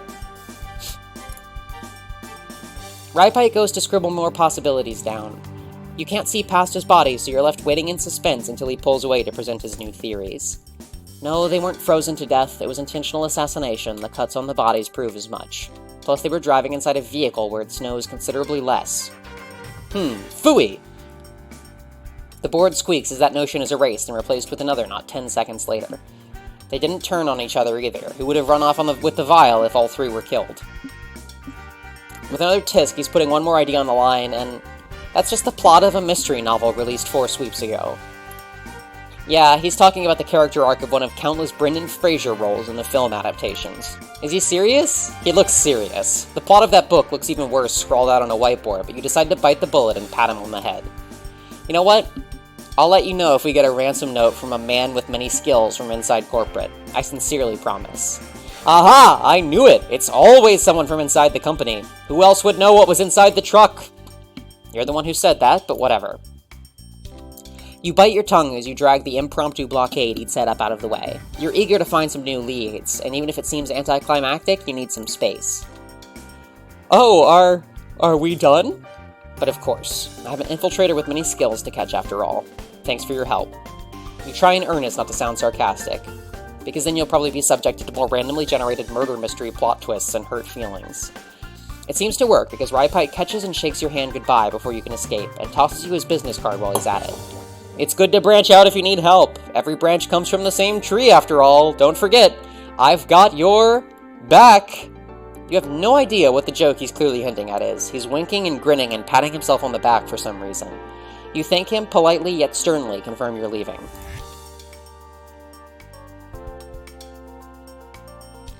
You breathe out a sigh of relief when you finally step out of his office. You could do with a trip to the monster boiler yourself, seeing workers buy all that energy drink.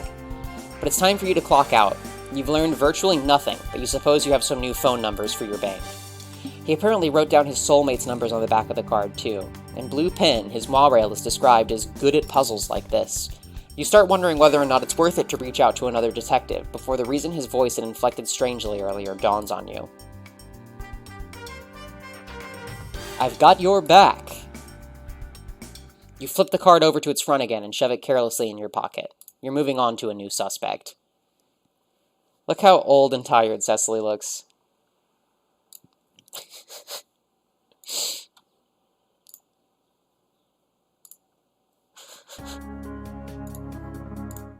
I'll be right back, gamers. I'm gonna go refill up my water.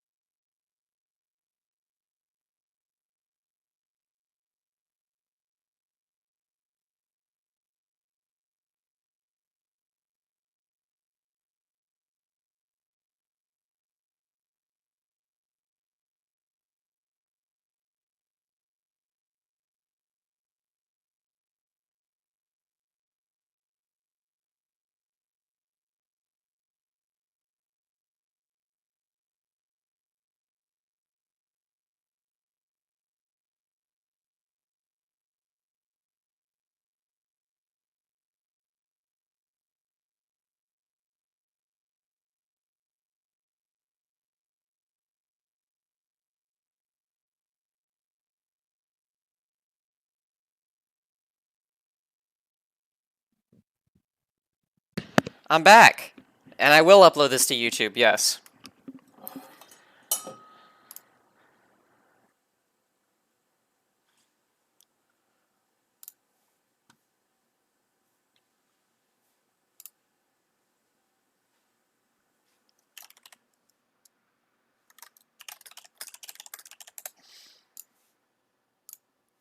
Let's see. Let's check in on these followers here. We got Articulately Composed. And Autumn, thank you for your sub.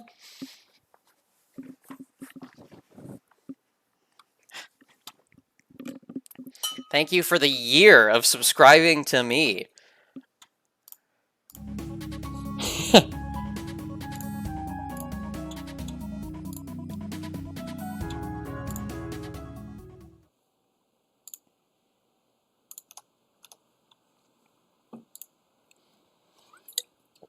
Suraj Feltry, the obvious choice. According to your intel, she had the shipment of goods coming in on the very same truck that was carrying the Vivifier's blood.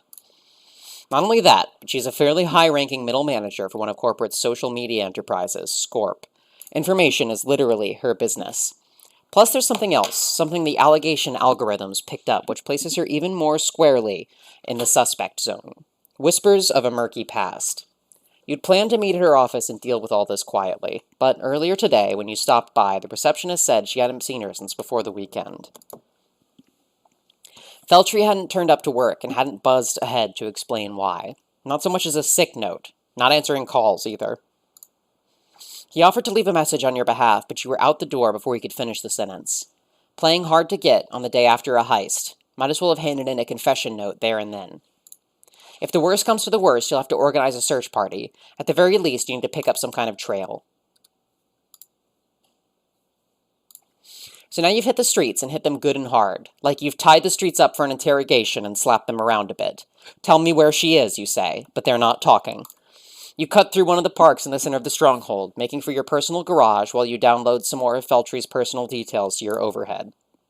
You're walking briskly, the pedestrians and plants, wildlife and wayfaring strangers blurring by as you concentrate on the task at hand. Your long coat starts to do that thing where it, billows out dramatically behind you and stuff. Not that it would occur to you, of course, but it looks cool as shit and we're all very impressed. Strolling couples part to let you through. Urban cornfowls scatter squabbling to the winds at your approach. You take a recreational kick sphere to the head and don't even care. The game is on. You have her Trollodex card up on the visor, ready to bounce it through the regulatory's internal system and stick some grunts on this fugitive.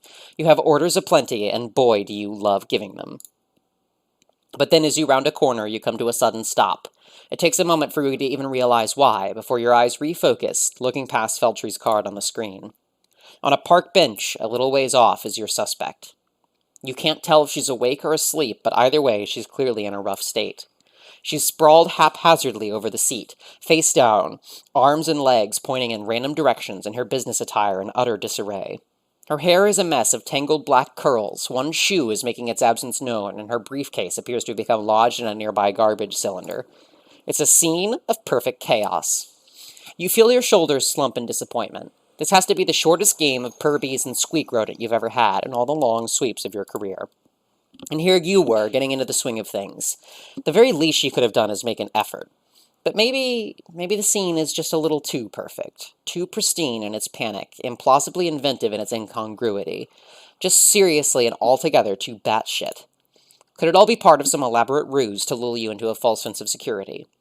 You've definitely seen weirder strategies for avoiding capture. If she's trying to throw you for a loop, it won't work. You don't jump for chump change. You approach with caution. No sudden sounds, moves, or anything else. You are the polar opposite of suddenness in every respect. Your advance is so slow that one of the cornfowl from earlier lazily flies down and with complete lack of abruptness perches on your left horn.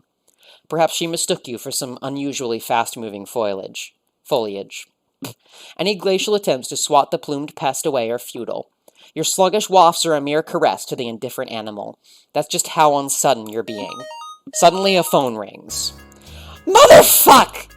The slumped figure immediately springs to life at the noise, flailing wildly for a few moments, before toppling sideways off the seat with a loud crash. You brace, ready for her to make a run for it, but instead she stands bolt upright and starts to contort every which way in a desperate hunt for her mobile. Her hand comes up to her ear, and... oh, so that's where her other shoe was. Hello? Hello? She near bellows down her smart casual phone before realizing the mistake, and then she throws her hands up in frustration and the boot over her shoulder. It lands in a tar pond a short distance away. Before she can find the real thing, the ringtone stops, in a manner which can only be described as spontaneous. Oh, you have just got to be shitting me. She looks all around now, starting to collect her scattered belongings. She picks a few leaves out of her hair before turning to see her shoes slowly disappear into the black sludge. Fuck! She doesn't seem to be the least bit aware that you're here. You go and give one of your signature ahems, a tried and tested through sweeps of stoic arrivals. A cough that could announce royalty. Achoo! The plan blows up in your face with remarkable literality. Your allergies are having none of that shit. It must be thanks to your flighty friend who took off in all the ruckus. It's not the first time a bird has left you. Go ahead, fly away, you feathered fuck! But just you remember, Cecily Opara never forgets. Forget the foul. Cut to the chase. Like you just said, you're literally incapable of forgetting anything. And you already did the chase, if you recall. It's what got you here in the first place. Speaking of recalling, if you haven't already done so, then now would be a good time to recall some salient facts about the suspect. You know, the suspect? The woman who's the best lead you have in this case so far? The one who probably wheeled around in surprise when you honked to high heaven out of nowhere just now? Quickly, she might get away. You scour your think pan for anything else you might have on her, something that might give you an advantage. Fortunately, you don't have to dig too deep. There's another reason this girl is so high on your hit list, beside her direct connection to the scene of the triple murder burglary. Burglary? Note to self, try that one out sometimes. You remember several sweeps ago that there was a notorious group of vagabonds who made their business breaking into pre-Renaissance ruins and plundering them of their treasures. Mostly they were after religious artifacts, but quite a large number of gems and the like were also made off with. Practically worthless in this day and age, though there are still some who put a price on prettiness. In any case, this gang was getting to be quite a problem for corporate, since so many of their interests are also tied up in the antiquarian, but for magnanimous reasons, of course. You'd been hot on their wag stump for a few weeks when the trail went cold. Real cold. Like totally fucking freezing, in fact. It was right in the middle of the northern wastes when you lost them. From what you managed to piece together afterwards, something happened to the group that caused them to disband. You never found out why, but for whatever reason, the robberies stopped, and that was good enough. Suraj ended up on the corporate payroll a short time afterwards, along with her mate Sprit. Just some blue guy who you may or may not have talked to already. Anyway, that's quite enough tomfoolery for one investigation. You're ready to get this thing back on track without any more shenanigans. From here on out, it's only business. You're quite certain that nothing else outlandish and stupid will happen. In fact, you'd put money on it. That's just how serious you're being. After moments, no, minutes of searching, the girl you've been hunting down is finally in sight. You're about to blow this case wide open. You can feel it. You make your way over. Suraj Feltry, I presume you know who I am. She doesn't respond. I need to ask you a few questions regarding an ongoing investigation. Your cooperation is as appreciated as it is mandatory. Still nothing. She's staring blankly at you, swaying a bit on her unbalanced feet. Your silence won't save you, Feltry. I know of your involvement in this case. You may have given us the slip initially, but now I see the boot is on the other foot. You made a rookie mistake when you decided to get some beauty sleep in a public park. I'm still not sure what kind of tactic that was supposed to be. Frankly, this has been the least engaging pursuit I've ever had the misfortune of undertaking. I didn't even get to order a driver to chase down a cab or anything. You have let us all down, Feltry, so start talking. Not a peep. Her eyes are almost pointing in opposite directions from how unfocused she is right now. The swaying is getting more important. More apparent. Her mouth is open a little, but she's making no effort to talk at all. She's just drooling a bit? Ugh. Yeah, she's just asleep at this point. How did she manage to do that in the brief few seconds before you made your way over? It's also kind of amazing how she's managing to stay upright like that, truth be told. It doesn't last much longer, though. You catch her as she topples over, all semblance of grace lost in the woozy black ichor of sleep, like a solitary shoe sinking slowly beneath the waves. You've got to start working on your metaphors. What sort of introspective protagonist are you even supposed to be without a good grasp of this kind of thing? Hardly one worth her seasoning minerals. The suspect is now cradled in your arms, snoring gently. Despite losing her grip on consciousness, she's still managing to hold on tightly to her soda cup somehow. She turns her face into your chest a bit and begins drooling all over your lapel, just full-on rubbing that stuff in, like she's giving your coat a spit and polish with extra spit. This is just completely unacceptable. This coat was a gift from someone a long time ago. It's irreplaceable, and what's worse, dry clean only. You still need to question her, and there's no way she's coming back to your office in this state. There's only one thing for it. Her place it is. In one motion, you grab her by the waist, lift her up, and sling her over one shoulder. You hook up her briefcase with the end of Proserpina's scabbard and swing that over the other. Then you start walking.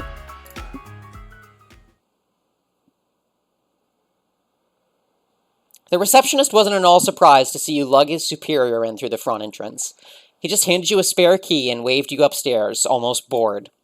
That was about half an hour ago now. Since then, you've been waiting in her office for her to wake up. You took the chance to get a good look at the place while she dozed. There's a lot of stuff here. A good amount of it is standard corporate office fare, but there's still lots of personality about the room. She's got an old pre-Renaissance style television in here, along with an enormous stack of old movies. Most of the films are thrillers, with a good deal of horror splattered here and there. A pile of notes balanced precariously on top has a list of star ratings and some scribbled bits of analysis. There's also a remarkable amount of the gems scattered about, along with several of those little eyeglasses people use to look at them. You have a feeling there's a pun to be made there somehow. Looping back around to look at the other side, you notice a few scale replicas of ancient Repetonian architecture. Nobody really knew what the original buildings were intended for. Each one is meticulously painted and constituted off hundreds of small pieces. No doubt about it, these pyramid schema are surely works of dedication and care. Ugh. Ow. Sounds like she's awake. Without really paying you any mind, she slowly starts going through some of the files on her desk, wincing with every movement. No rest for the wicked, you guess. Her arms and hands are moving almost automatically, reaching for pens and papers without looking. She looks very tired, despite having just had 2 naps back to back. She sighs and looks over at you. Can I help you, Regulator Yopara? Are you in my second best chair, just getting to know each other? Ah, so it looks like she did notice you here after all. That's weird. Despite the greeting, she keeps her nose buried in what she's doing. At least instructions won't be necessary. She's already right where you need her. No need to play games anymore. I'll be brief, Feltree. You are currently the most credible suspect in an incident which has shaken the corporation to its foundations. 3 employees have been killed, and an irreplaceable item is missing. Something which in the wrong hands could spell disaster for this entire planet. You have direct connection to the incident, as well as the position and potential to have leaked valuable information to anyone wishing to carry it out. Okay, well, I don't really have the energy right now to process the fact that apparently I'm a murder suspect or whatever. Or to make a big stink about denying it, which would only make my head hurt worse. So let's just assume I already did that in like a really passionate and overblown, but still decidedly innocent fashion, and carry on like 2 people who know how to be professional. Regarding the incident. Ow. I already heard about it. Don't know anything specific, of course, since they don't really spill that stuff this far down the chain of command. I know enough to be sure that it has nothing to do with me, at least. But if you're certain you need to talk to me about it anyway, then we might as well get it over with. I wouldn't be so sure you have nothing to do with this incident, Feltree. You were expecting a shipment, one that was due to arrive on the same convoy that ended up in the northern wastes with 3 personnel dead. One which had been specifically rescheduled, in order to avoid detection by parties with ulterior motives. That's just about as direct a connection as it gets. Wait, you think I knew about the convoy? Listen, all I did was order some new sparkly shit on the internet and pay for the shipping. An order which incidentally, has no inkling of arriving anytime soon. I don't have access to any of that kind of information, and even if I did, I had absolutely not a fucking clue about whatever important stuff you higher-ups were smuggling around on it. You telling me that is the first I've heard of it, so good job keeping that a secret, Chief Regulator. She says that like an insult. You suppose for certain kinds of people it might as well be one. And while we're at it, if this thing is really so hells of dangerous, then what in the all-mother's name are you people thinking transporting it through a corporate convoy? Those things are all kinds of unreliable. Just about the worst way you could think of to try and sneak something valuable around. Anyway, that's just my opinion.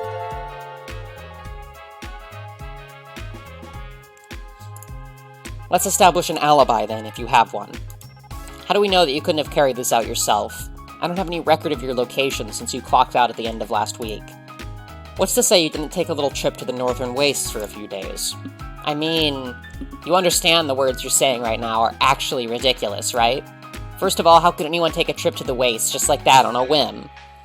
It didn't stop you think to yourself. But then again, if you really suspected her of doing the same, it'd require you to think of her as competent as you.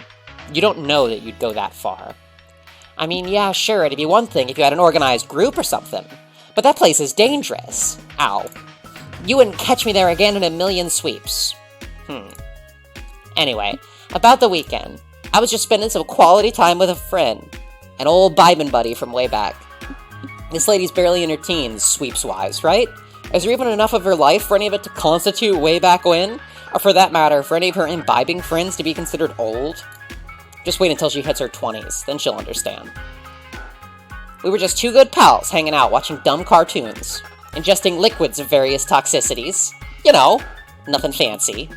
I remember it must have been the same as it all went down, because I got a call from the freight tracking people, saying my delivery had been postponed indefinitely. And then right after that, I had the hex breathing down my neck about a data leak through Scorp or some BS like that. Worst weekend in sweeps. Your regulatory senses twinge for a moment. Some of the younger corporate employees have some interesting vernacular for their superiors. The hex refers to a certain jade blood auxiliatrix. It's supposed to be a pun on her name and something else which you don't understand. You haven't managed to find out what they call you when your back is turned, though.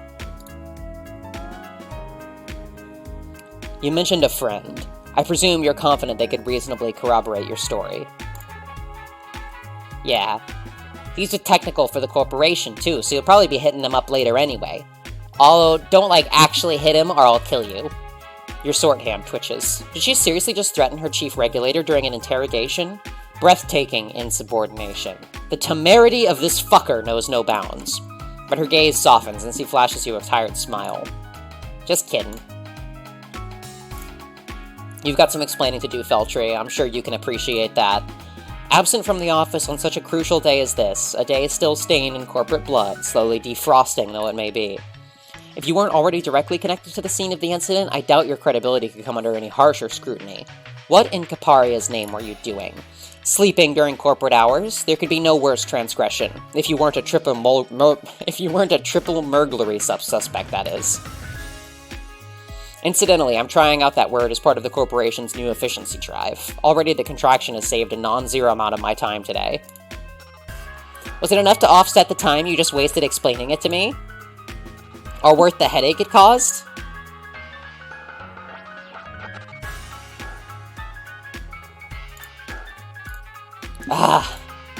Didn't think so. Look, I just got a bit lost on the way to work today is all. Maybe I just overdid it a bit over the weekend. Let things get to me a bit too much, and I ended up doing something stupid. Again. Fuck, I have so much work to do, and enough fires of my own to stamp out to be dealing with you bigwigs. She takes a big swig of the boiled soda on her desk as she says this. At least you presume it's soda, a fact which comes easily enough from the evidence at hand, namely that it's in a soda cup. You know, one of those things with the removable plastic lids and the little hot sleeves they put around them to stop the hot liquid from scalding you or whatever. Time was, getting second-degree burns from your pre-work pop was considered best practice for a corporate hand. None of this soft-skinned avoidance of bodily harm and blisters. How things have changed. While you've been talking, she's continued diligently working through the mound of paperwork strewn about, like she's used to long hours of blitzing through this stuff, mindless of any distractions.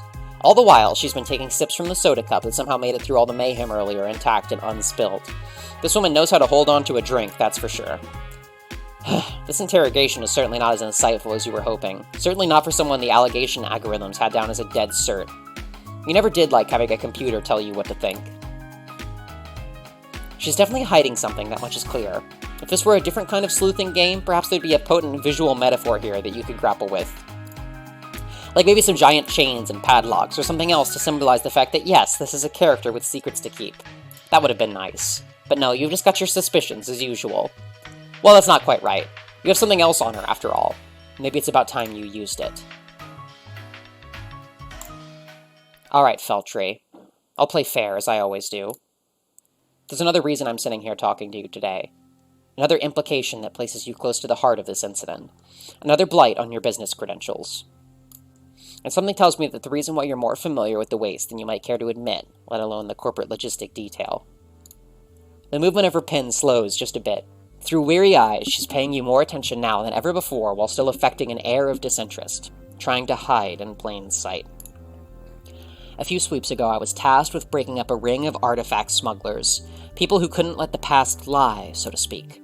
They were giving our historians quite the headache. I'm sure you can sympathize. There was no telling whether an archaeological site would still be intact from one week to the next. Many and varied were the particulars of their pilfering: historical artworks, ancient technology, gems. She stopped writing completely now.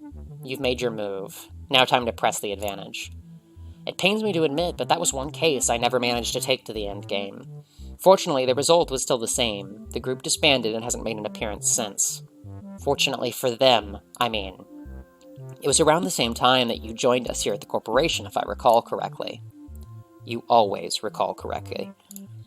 Now, Suraj Feltree, the game is up. Start talking. She's burning holes into the floor with her gaze. Or no, wait, those might actually be real scorch marks down there from some kind of chemical spill. Your mistake. Feltree, maybe I haven't made your position here clear. I'm the last chance that you have in this situation. Either you explain yourself to me as clear as the crystals which you have haphazardly strewn around your office, or you are done here. Done in this company, and done in this stronghold. What I've seen here today would be enough to have you thrown out for contempt of corporate alone. Talk! Now! You don't like to raise your voice. Usually you settle for just your sword. Suraj curls inwards a bit at the sound, defensively, avoiding your eyes. She looks pretty shaken at this point. Yeah. That was us. Nothing much I can really say about it other than that. I left that life behind. Left it buried in the snow and sand. It was getting too much. I didn't see much of a future in rummaging through shit from the past, funnily enough. At some point, I just turned to the guys and said to them, I can't do this anymore. So I stopped. The worst part was that it was fun, you know? Going where we pleased and taking what we liked because nobody would miss it at the end of the day. Or so we thought, at least. I was good at it. Where have you heard that one before? But yeah. Add that to the fact that I had people I needed to look after and provide a better life for. It was just the obvious choice once I stopped for 2 seconds and thought about it. So, we ended up at corporate together. Pite and me. She clears her throat to hide the fact that her voice is cracking a bit. Just a bit. And I worked hard. Some skills that come in handy being a teenage delinquent transfer pretty well to being a business person, as it turns out. So now this is what I'm good at, I guess. But that doesn't make it easy. If anything, it's the opposite. I'm good at it, and so people expect good things from me all the fucking time. Ow. And I'm constantly sifting through everything, trying to make sense of it all, for others and for myself. Always in the middle of things. Always trying to live up to my and others' expectations. And the better I get, the more I find out how actually and completely fucked we all are. How little I'm really capable of doing, even in the position that I managed to build up to. How incompetent I really am, even if everyone around me is looking to me to sort shit out for them. Sometimes I just feel tired. She slumps down a little ways in her chair. For someone as perceptive as you, sometimes you struggle a lot with understanding others' expressions. But you don't have to try as hard with her face right now. She's utterly exhausted. Whether it's from your questioning or the effort of recalling something that clearly takes a lot out of her, you forget that it's not as easy for some people. While she was talking, despite all the nonsense it took to get you here, you couldn't help but think how familiar her story sounded. How many times have you heard it's like in your time here? You made a judgment call. She's not the one you're looking for. At this point, you don't really care what your case file says. This isn't someone you should be brutalizing just to get at the truth. Sometimes the truth just isn't that important. And if we were talking about checkered past, then you're nobody to talk. There are things in your lifetime that make her story sound like a walk in the park. Or maybe just a nap on a bench. Are you really going to dig up her past when she walked away from doing the same all those sweeps ago? So what? Maybe she has a few skeletons in her closet. At least they aren't literal. Probably. You know what? You're not going to ask. She's already back to her paperwork. Anyway, Normally, I only bring out that story if people complete a very specific set of requirements. I don't trust Easy Regulator, and I sure don't want you to think I trust you in that way, just because you forced it out of me when I was feeling down. It feels kinda cheap to just throw it out there like that, even if I guess that is the point of an interrogation. I had a rule back in the day when I organized those chumps. If ever anyone wanted something out of me with no strings attached, I'd give them an offer. A challenge. You perk up a bit at this. Your skills haven't really been tested all that much today, truth be told, and you love a challenge. Curiosity gets the better of you. And what was that? She smirks almost wistfully. Doubt a soft-stomached strongholder like yourself could handle it. But for old time's sake, I guess I can let you in on it. Did she say stomach? She stops writing and then begins to pull a huge assortment of items out of her jacket pockets and off her desk. Snacks, sweets, some ticket stubs, stationery. You watch in mounting horror as one by one, she tosses them all into the now empty soda cup she's holding, using one of those shitty cardboard stirrers to mash the gruesome slurry together. This goes on for a full minute at least. At one point, she retrieves a near-full bottle of black ink from all mother knows where and pours the whole thing in. The stinging scent that hits your nostrils tells you that this wasn't just ink in that bottle either. Maybe you're getting too old for this. Whatever happened to drowning in your office woes in honest-to-goodness liquor like a troll with a normal, healthy work-life dysfunctions? She finishes mixing her cursed cocktail and slams it down on the desk. The quasi-gelatinous ooze wobbles dangerously inside the cup, threatening to spill over onto the desk and probably melt right through. But not through the plastic cup, though. They recently started making them out of recycled zip ties, the most durable stuff in the known universe. Okay, here's how it worked. Anyone in our group could ask me a question, no matter how out there, and I'd give them a straight answer. All they had to do in return was put their money where their mouth is. Or I guess their mouth where their money is, actually. And they had to drink one of my special brews. This is just insanity. Why would anyone degrade themselves to that extent just to get some paltry bits of information? You'd have some pretty stern words to say to any such individuals, that's for sure. They must have all been out of their own damn think pans. Or maybe just very dedicated. Perhaps this is more a test of respect than anything. A way for both parties to demonstrate that they take each other seriously. Suraj leans forward a bit, rummaging behind her desk for something. She pulls out a bottle of bright blue liquid that looks suspiciously like cleaning fluid, along with a glass. You catch a glimpse of the label on the container. Cyanide, the hard surface surfactant of choice. Anyway, you can take it or leave it, Chief. She measures out a tumbler full of the fluorescent blue stuff and lounges back at her chair. I honestly don't care at this point. You look down at the cup in front of you. You could just walk out of here right now. Your job is done. You don't really know why you've hung around here this long already. You don't have to go through with this. But then again, what could one more bit of ridiculousness hurt after the nonsense you've got through today? Maybe a little recreational awfulness could do you some good. It's not like it hasn't worked before. You gaze into the murky depths of the malodorous monstrosity. It seems to gaze back.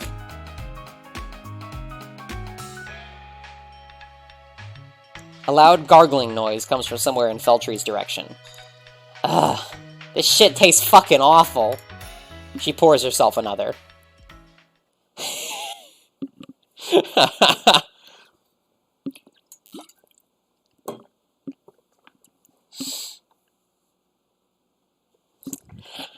AJCC, I would advise you not to think too hard about what Reptonian trolls can and can't eat, because every time I do it, I feel like I want to go walk off up here. Like, it doesn't make any sense. Don't think about it.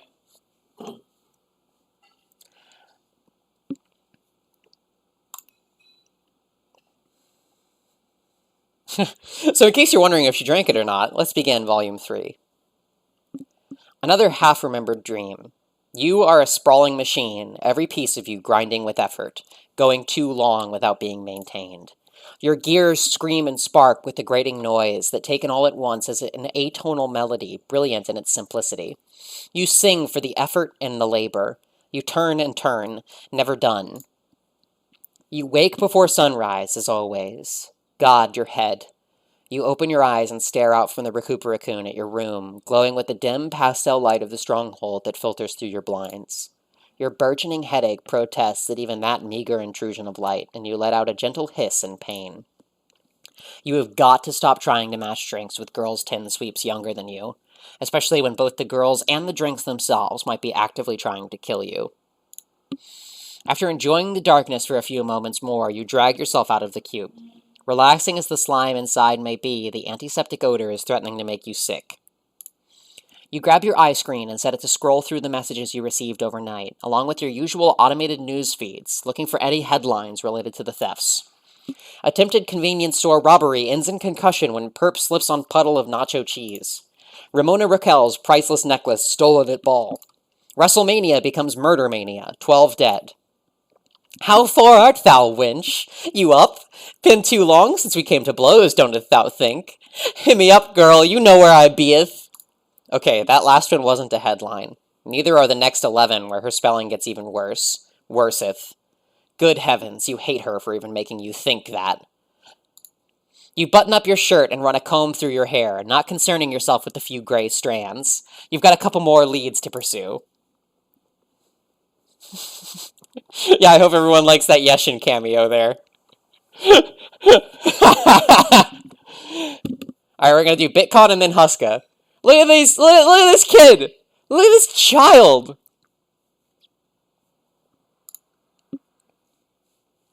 Your investigations yesterday didn't prove as fruitful as you hoped, so today you're going to try something different. Sometimes arming yourself with facts or logic isn't enough. Sometimes you just have to go with what your gut tells you. You stride along the lonely streets of Stronghold 21.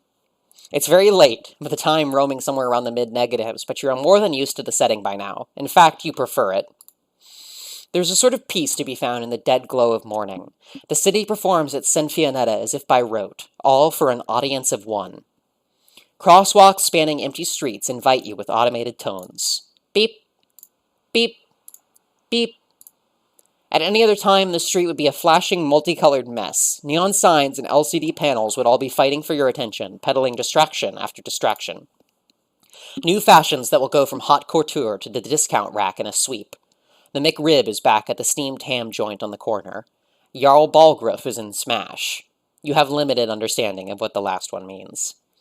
Music plays distantly from various vacant storefronts, pop hits and elevator jazz all reverberating off the architecture into square waves of pleasantly echoing sound. Every stronghold is eerily similar. They're all carefully partitioned and as sterilized as the multi-purpose slime solution that is used as general cleaning aid by most of the populace. The solution is also the same one your species uses to bathe in. It kind of burns when you use it for that purpose, at least at first. Easing into the pain, however, is simply a matter of practice. You're sure there's a solid metaphor you could be making here, something pertaining to the stakes held in this kind of industry, perhaps. But you digress. It may just be the primordial sludge you drank doing the talking, but recently you found yourself with the recurring feeling of being trapped, stuck in an endless recycle of repetition. Not only recently, and not only as far as this case is concerned, but for your whole life. It started after you spoke to Rypite. The two suspects you've interrogated thus far have led you nowhere in exactly the same way. The same actions, same motions, same shit on a different day. This will not be one of those days, you tell yourself. And yet, the nagging feeling that could amount to nothing but another blurry spot in the picture you're trying to piece together is something that makes your mouth press into a black-lipped scowl. A few of the Stronghold residents are still wandering around, those among them whose circadian rhythm is off-kilter, you presume. They're not paying close attention to your affairs, though. Some seem to be outright avoiding you. Just like when you hunted for Suraj. Just like always. You had to take a risk. On a whim, you decided to make arrangements with someone not part of your initial roster of suspects. You hassled the poor receptionist in the main corporate building to that end. The man has always been too anxious to say no to your requests. A few pointed calls later, and you're scheduled to meet your mark after hours at one of his business establishments in order to properly discuss your investment options. Little does he know what this so-called investment entails. There's nothing for you to gain here except knowledge. Knowledge and a deep-seated sense of satisfaction whenever you inevitably pin this scruffy player to the board. You may believe in being clear-cut with many of your choices, but every now and again a surprise can be just what you need in order to advance to a new stage of the game. The game in question is called Life, and you're about to knock another piece right off the table. Bitcoin Crypto. You've had your scouter set on him for sweeps now, but you've never been able to catch him in the act of, well, anything. Not embezzlement, not fraud, not even good old indecent exposure. The slimy little rodent has always managed to give you the slip before you got the chance to inspect him for disease. All perps eventually mold themselves into some kind of allegorical vermin in your quite bland, all things considered imagination. But there's really no need to be going on such an inane tangent inside your own head. Who are you even explaining this to? Yourself? The point is, he's the giant rat that makes all of the rules in his field. They're plain and simple. You know exactly what type of man he is. He started young, a regular con man. For many, it's the ideal pursuit in these trying times. And yeah, shoutouts to James Roach, for doing the tracks for this volume. Everyone wants more than they already have, and some even genuinely need it. Bitcoin doesn't strike you as the latter, though. He quickly rose through the ranks of scammers and cheats, the cache of gullible fools, succulent and ripe for the taking. From a start in television and show business, he moved on to business, and did not rest until he had a vice-like grip on the ebb and flow of currency. Now the public bows to his every financial whim, and not even corporate regulation seems capable of keeping him in check anymore. Cypher Cash didn't hold anyone's interest until Bitcoin was involved, but in no time at all, he single-handedly expanded the market's relevance, from entirely worthless to an alarmingly massive phenomenon. Of the currently existing 5,786 or so forms of analog Tinder, he has either personally crafted or otherwise popularized roughly a quarter of the total sum. Whether or not all of those are still maintained is irrelevant. The bottom line is, the guy's fucking minted. And with such a striking amount of equity on full display, he may very well be the highest bidder on a certain missing piece of history. Bustin'. You were so focused on recalling, or aggressively not doing that as the case might be, that you didn't realize you were pushing through the revolving doors that lead into the Stronghold 21 Currency Dome.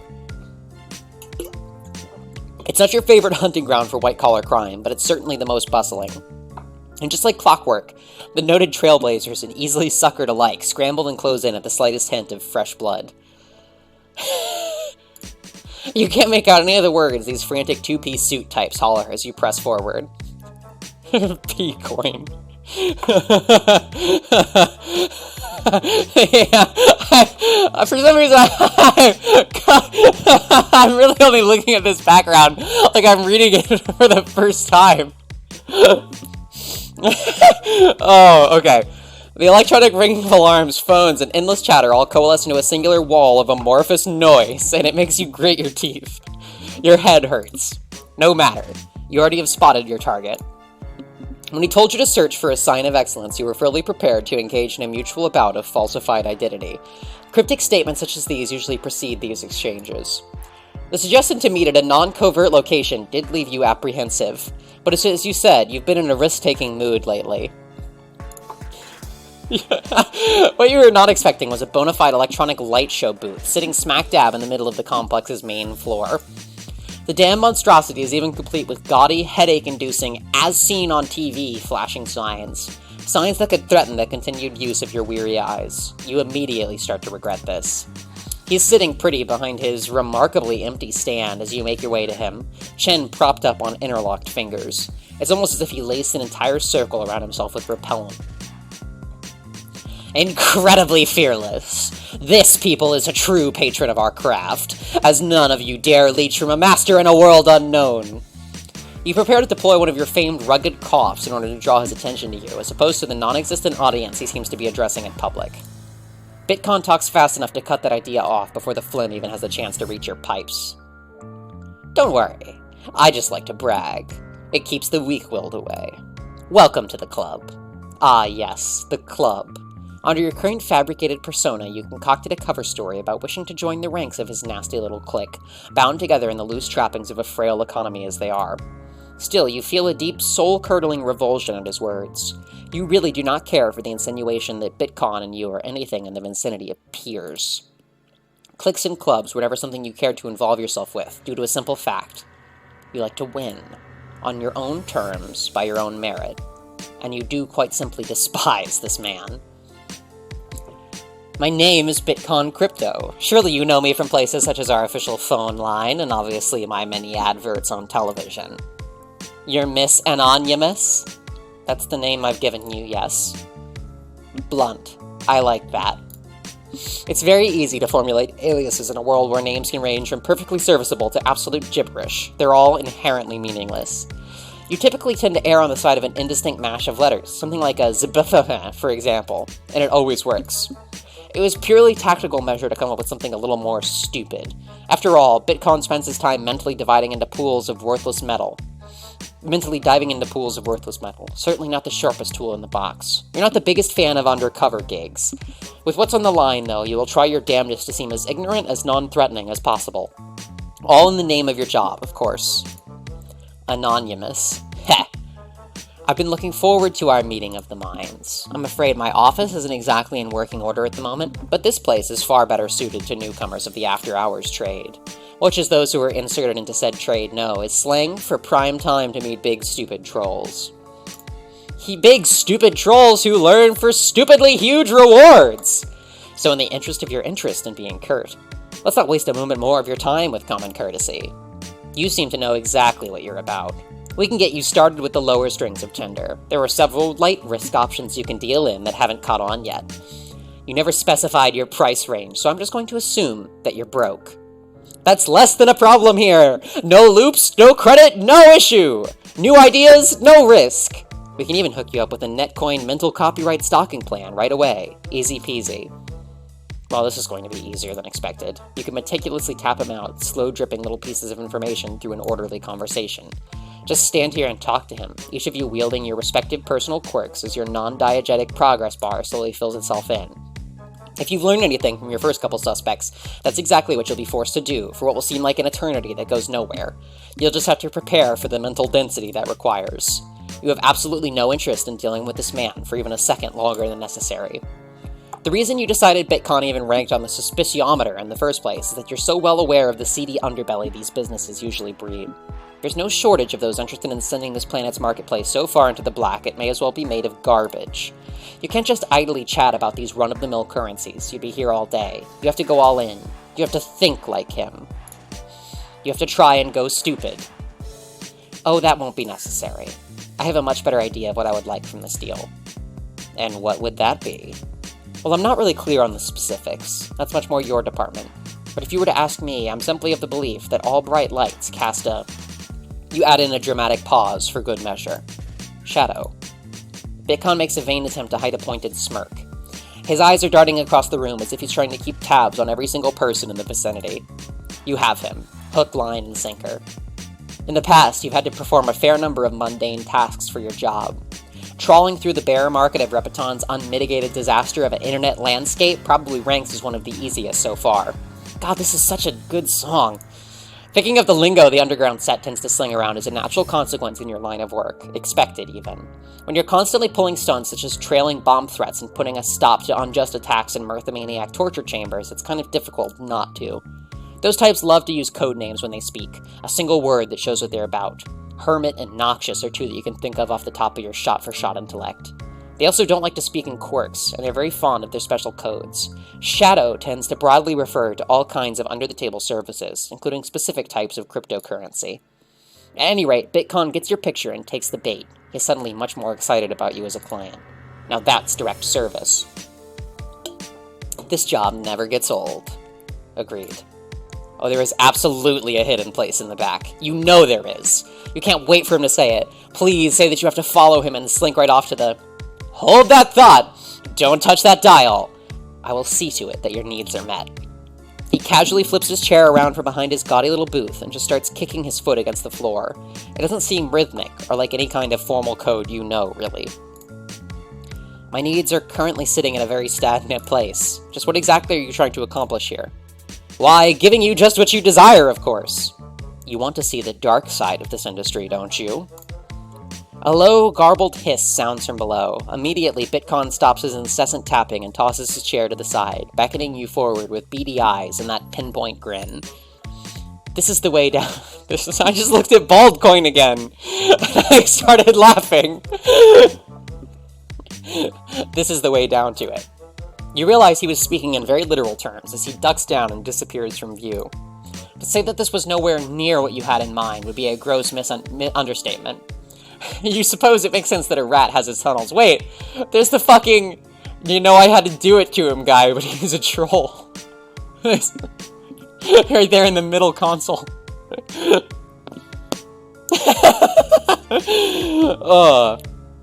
You suppose it makes sense that a rat has his tunnels. Also, you really need to stop with the rat comparisons. This guy doesn't even have a rat Lucis on file. You don't think you can help it on second thought. He just fits the bill way too well. You waste no time in tailing him. Apparently there is a sort of lock. I can't believe that guy's doing it to me! Right over there! Wait, there's fucking loss! God damn it, I hate this background, it's so fucking stupid. Oh, sorry.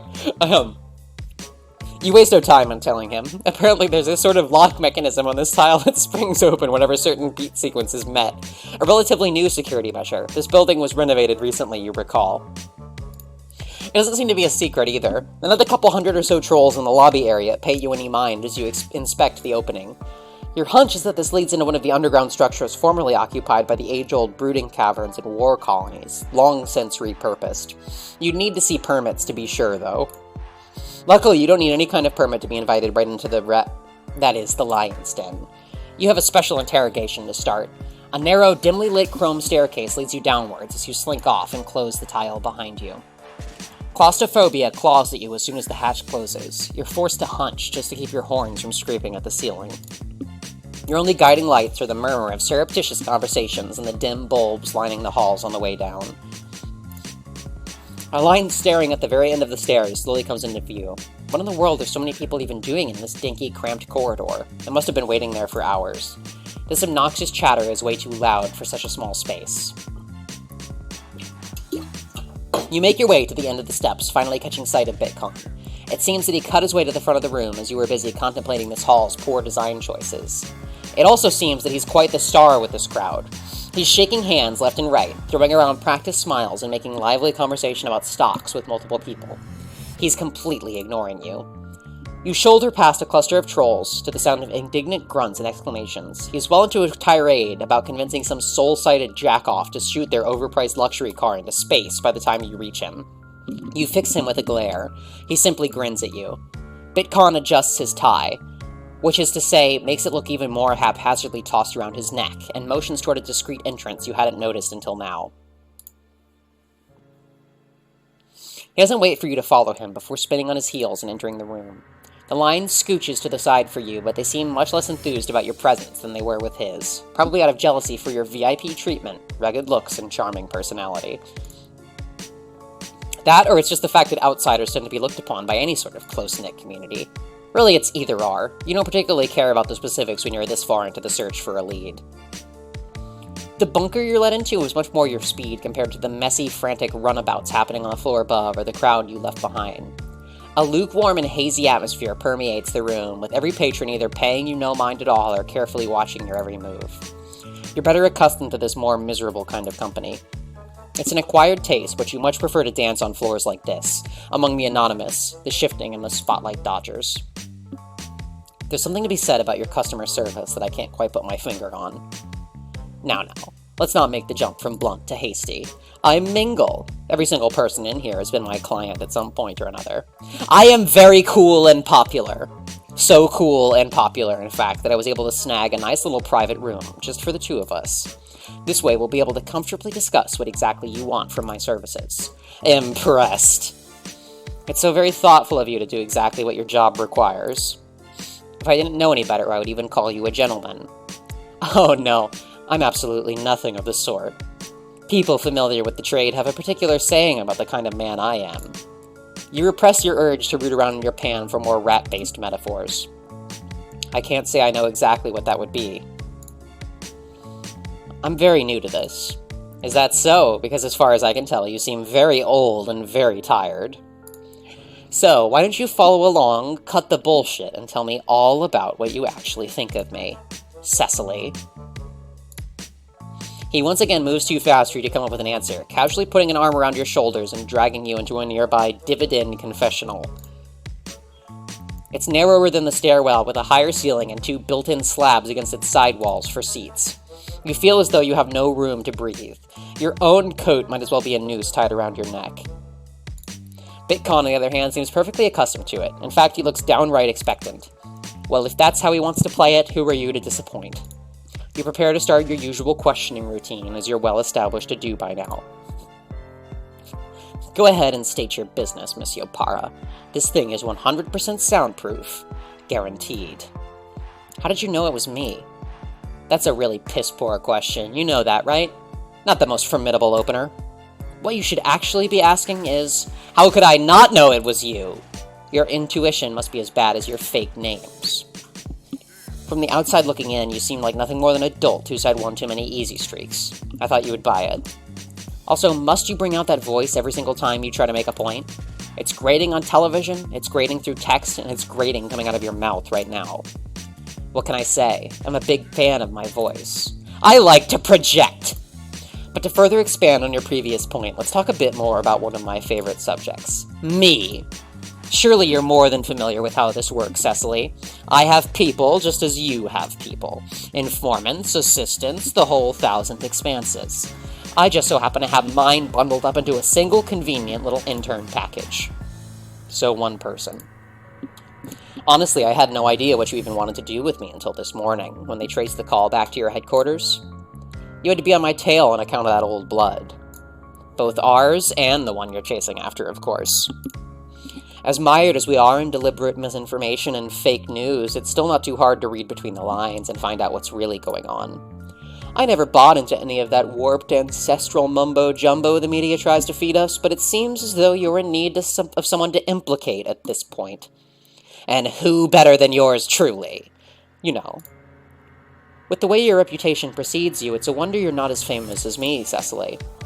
I've gotten that a lot recently. What I actually need is for this case to be solved, and I'm already sick of going to someone only to find they don't have any answers. I'm hardened, hungover, and hell-bent, so forgive me if I sound a bit short at the moment. It seems like you've been waiting for me to make a move, even though I could never catch you before. If you wanted to speak with me so badly, you could have spared us both the trouble and done so by now. I would have been happy to either take you in or watch the blood drip from your chest. This song and dance number you put me through is completely unnecessary. You're here now, though, and isn't that what matters? Besides, I do enjoy a healthy amount of showmanship. Some glitz, some glamour, some pizzazz. But if an interrogation is what you want, Monsieur Para, I'm an open market. Before we start it all up, however, you still have to riddle me this. What do people call me? You find yourself resigned. For once you're forced to bend to someone else's will, brought down to their level, quite literally. You made a mistake in underestimating an experienced hustler, a dealer with no limits, a con artist who knows exactly how the system falls into place, a kind you're no stranger to tangoing with. A thief. Bingo. It seems like you have a deeper understanding of this case than you should. I don't think it would be a stretch to assume a swindler of your caliber may have had something to do with this theft. You don't say. Fascinating theory, regulator. Consider getting a production company on the horn. If you need an agent, I once met quite the handsome gentleman in the mirror.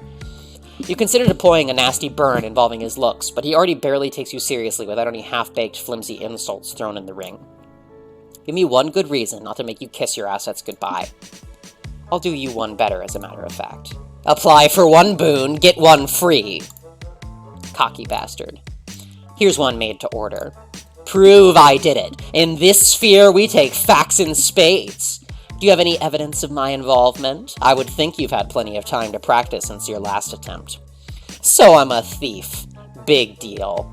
There's a surplus of them all around us, and we're getting the overstock savings. No shortage at all. I just happen to be the one you've had the most experience with thus far. That one stings for multiple reasons. He's right, regrettably. You haven't been doing a spectacular job of proving your point, so you hold your tongue. Let him keep talking.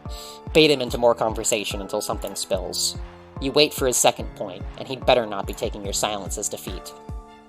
As for my next number, you're in my arena, personally tailored to my needs, wants, and desires. Consider the following. 2 people have walked deep into this little neck of the blow-up foliage clump. Don't you think it would be a mite suspicious if only one of them were to walk out? Or perish the thought, escorting the other out in handcuffs. Funny how he thinks he has any chance of being calmly escorted out in handcuffs, fully conscious. There were quite a number of eyewitnesses, Cecily, and us currency enthusiasts are very observant. What makes you think I'd simply stop my investigation and leave if you did turn out to be involved? Oh yes, let me be a stationary target for you to catch at your leisure, now that we got to know each other a little better. Same time and place tomorrow. Sounds lovely. Every word you say makes me more enthusiastic about the prospect of driving a blade into your chest. What leaves his mouth can only be described as a parody of genuine amusement. It might have been convincing if you weren't dedicated to detecting minor behavioral quirks. If you're done stroking your ego. Absolutely not, but carry on, regulator. Prove my guilt. It's hard to admit that you're only here because of a gut feeling, but you know for a fact that he'll be able to deflect any woolly evidence you attempt to pull over his eyes. On the subject of his eyes, you swear the longer you stare at his striped suit, the more your internal matrix treats it as some form of optical illusion. Ugh. That's what I thought.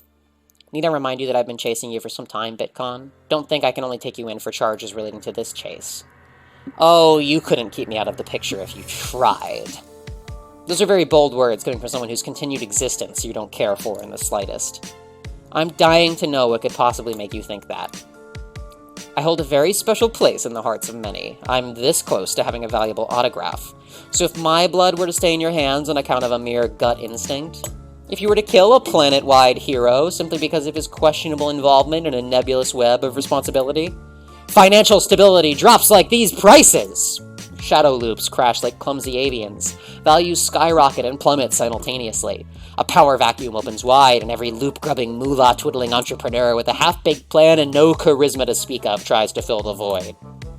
The people's hearts are broken. Cyber markets go stagnant. Miners slave away without purpose. He stands tall and proud throughout his spiel. Then, without warning, he rests a hand on his forehead and swoons hopelessly against her shoulder. The curly branch of his horn threatens to snag your coat. Cecily, think of the economy! I get it. You're very popular and the world has horrid taste in heroes. Now stop touching me before I turn you into a skewered rodent. Bitcon springs away from you like a drunken slinky, clearly lost in his own amusement. Unfortunately, he's made a point. You're only here because he's a fixture on your list of permanent suspects, even if you can't draw an immediate connection between him and this case at the moment. You only debate him into spilling something a bit more illegal. Catch him in a rat trap. Thank you. You'll be here for as little time as possible because of his overbearing cologne is threatening to nullify your sense of smell. For the purpose of preserving the illusion of choice without interfering with this non-linear sequence of events, let's say you're an ambiguous amount of time into this. You're such an amount of time into this that his grating voice is making you regret ever picking up the disgusting mixture from Suraj. Your headache is beyond dissatisfied with today. You just want to get him talking, but how? I take it you would refrain from giving me an actual answer if I condescendingly asked why you're so passionate about analogued Tinder in the first place? I'd feign hurt feelings, yes, and then keep my lips sealed. But you know what I take very kindly to? Praise so sweet it borders on sickening. Oh, for crying out loud. I have no interest at all in trying to appeal to you. Oh, and here I was, ready to be all buttered up. I might have even let something slip in my euphoria-induced celebration. He's fishing for compliments. You cannot believe this man is fishing for compliments. You've gathered that he's ridiculously vain at this point, but this is just... Here goes. Well, there's really nobody better to ask than the rising star of the business world, I guess. An individual who is just so much more knowledgeable than me in all matters economic. So please, Mr. Crypto, answer me this. Why do you have such a fascination with this chaotic cryptocurrency catastrophe? It's not hard to be a fan. It's hard not to be a fan of your alliteration. I'll tell you everything. It all started with a reduplicated marvel, growing from the role of humble virtual handshaking con man to the popular television extraordinaire on screens everywhere, and into the unstoppable professional right in front of you. You know the name like you know your own mind. I get the feeling I just wasted several undeserved compliments. But wait, there's more. Your ears are in fucking turmoil right now. Do us both a favor and make it snappy then. Perhaps use an inside voice if you're feeling benevolent. I don't need to share my life story with you, you know. I have an autobiography for sale. Pre-order now before they fly off the shelves. I'm gonna give that Turnin fellow a run for my money, mark these words. We're done talking about shadow currency then? Are you happy plugging yourself and moving on? Of course not. He exudes the aura of one of those ridiculous and greasy monorail supervisor, which applies even as he's taking a seat. He'd probably kick his feet up if he could. You know this is because he's taking advantage of you declining to recline by using your own seat as his footrest. Tell me, Cecily, do you ever wish things would just stay the same? Boring, stagnant, forever trapped in mundanity and tediosity? This feels like a trick question, and I'll refrain from answering. Oh, please, who could possibly feel alive if every day was exactly the same? It would be torture. The worst possible outcome. Don't let that happen to you. There's a lull in his little speech. This is starting to get away from you, but you can't help being a bit curious when this man, of all people, seems to be getting into a bout of intense, contemplative navel-gazing. He's been thinking for too long, though. You let out a non-committal hum of interest to kick him into gear again. There's something thrilling about always being kept on your toes, isn't there? Nothing quite like an adrenaline rush to remind you that you're making the most of life. The adrenaline of walking the tightrope of a terribly unstable system, which threatens to implode on itself at any moment. As much as you're pouring your soul into making that a sarcastic question, you'd be a hypocrite if you said you weren't one for constant brushes with death. You do not further examine the thought that the two of you might have something in common. And winning, of course. Glorious, triumphant victory. You'd be a fool not to love winning. Yes, I've dabbled in the concept. How does this tie into shadow currency? Because with shadow currency, I know how to win. For example, Wrathcoin is up, but with my keen knowledge of the system, I would advise you to either find a middle ground coin to ensure you don't crash and burn when buying big, or just go for the cheapest option available. May I suggest to you Lustcoin? It's been lying dormant, but that just means it's well overdue for a comeback in a big way. I'm sure you'll see. Or actually, no, you probably won't. It's not for you. Forget I said anything. You briefly consider feeling insulted, but decide against it in the end. You simply slump further down in your seat. You really do not care about these obscure internet shenanigans all that much. You're positive you're just going to get more of a chasm full of it down the line anyway. You're done with this topic. Next. It doesn't take a criminally overdeveloped think pan to come to the conclusion that Bitcoin seems to like money. Hell, he'd probably change his name to Money if he could. He may be sitting at the top of this slice of the underworld, but everybody bleeds. And whenever a wound threatens to leak loops, you suspect he smells it from a long distance, just like the rest of the ankle biters. I'm sure you're familiar with the pricelessness of the stolen goods I'm trying to track down. There must be a market of customers willing to play a pretty ring for that kind of inventory. For that kind of inventory. Collectors, megalomaniacal scientists, perhaps even cultists? I don't suppose you'd be in the know about the precise amount of dough it would take to get your hands dirty with ancient artifacts. He looks more and more engaged every time you slide an additional synonym for coinage across the metaphorical table. Oh, I have no doubts at all regarding the value of our little glass bottle filled with limey life juice. It's funny how such a small item can have such a large impact, In truth, it can only be considered small if you refuse to look at the big picture. Chaos everywhere! Confide in your experts for a trustworthy evaluation today. And what would your evaluation be? In an expected turn of events, Bitcoin insists on making a show of things, a theme that many professions of your kind tend to run with. He pointedly clears his throat like he's about to announce the winner of a brand new vehicle. You don't bother getting your hopes up about that one, though. Such a rare and mystical relic of the past. It might be doubted at first, especially by a sensible individual such as myself.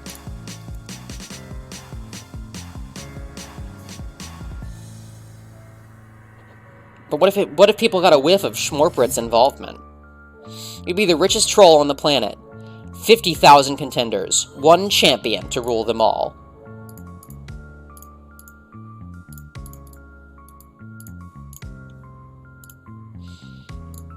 I am of course speaking in hypotheticals only.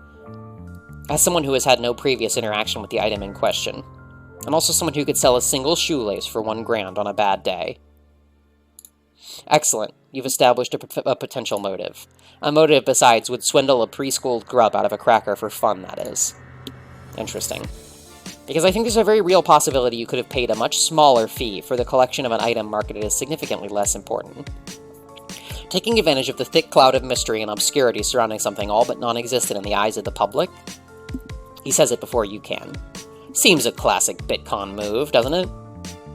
It's sickening how he wears the accusation with pride. Not sorry to disappoint, but that's a little too ambitious.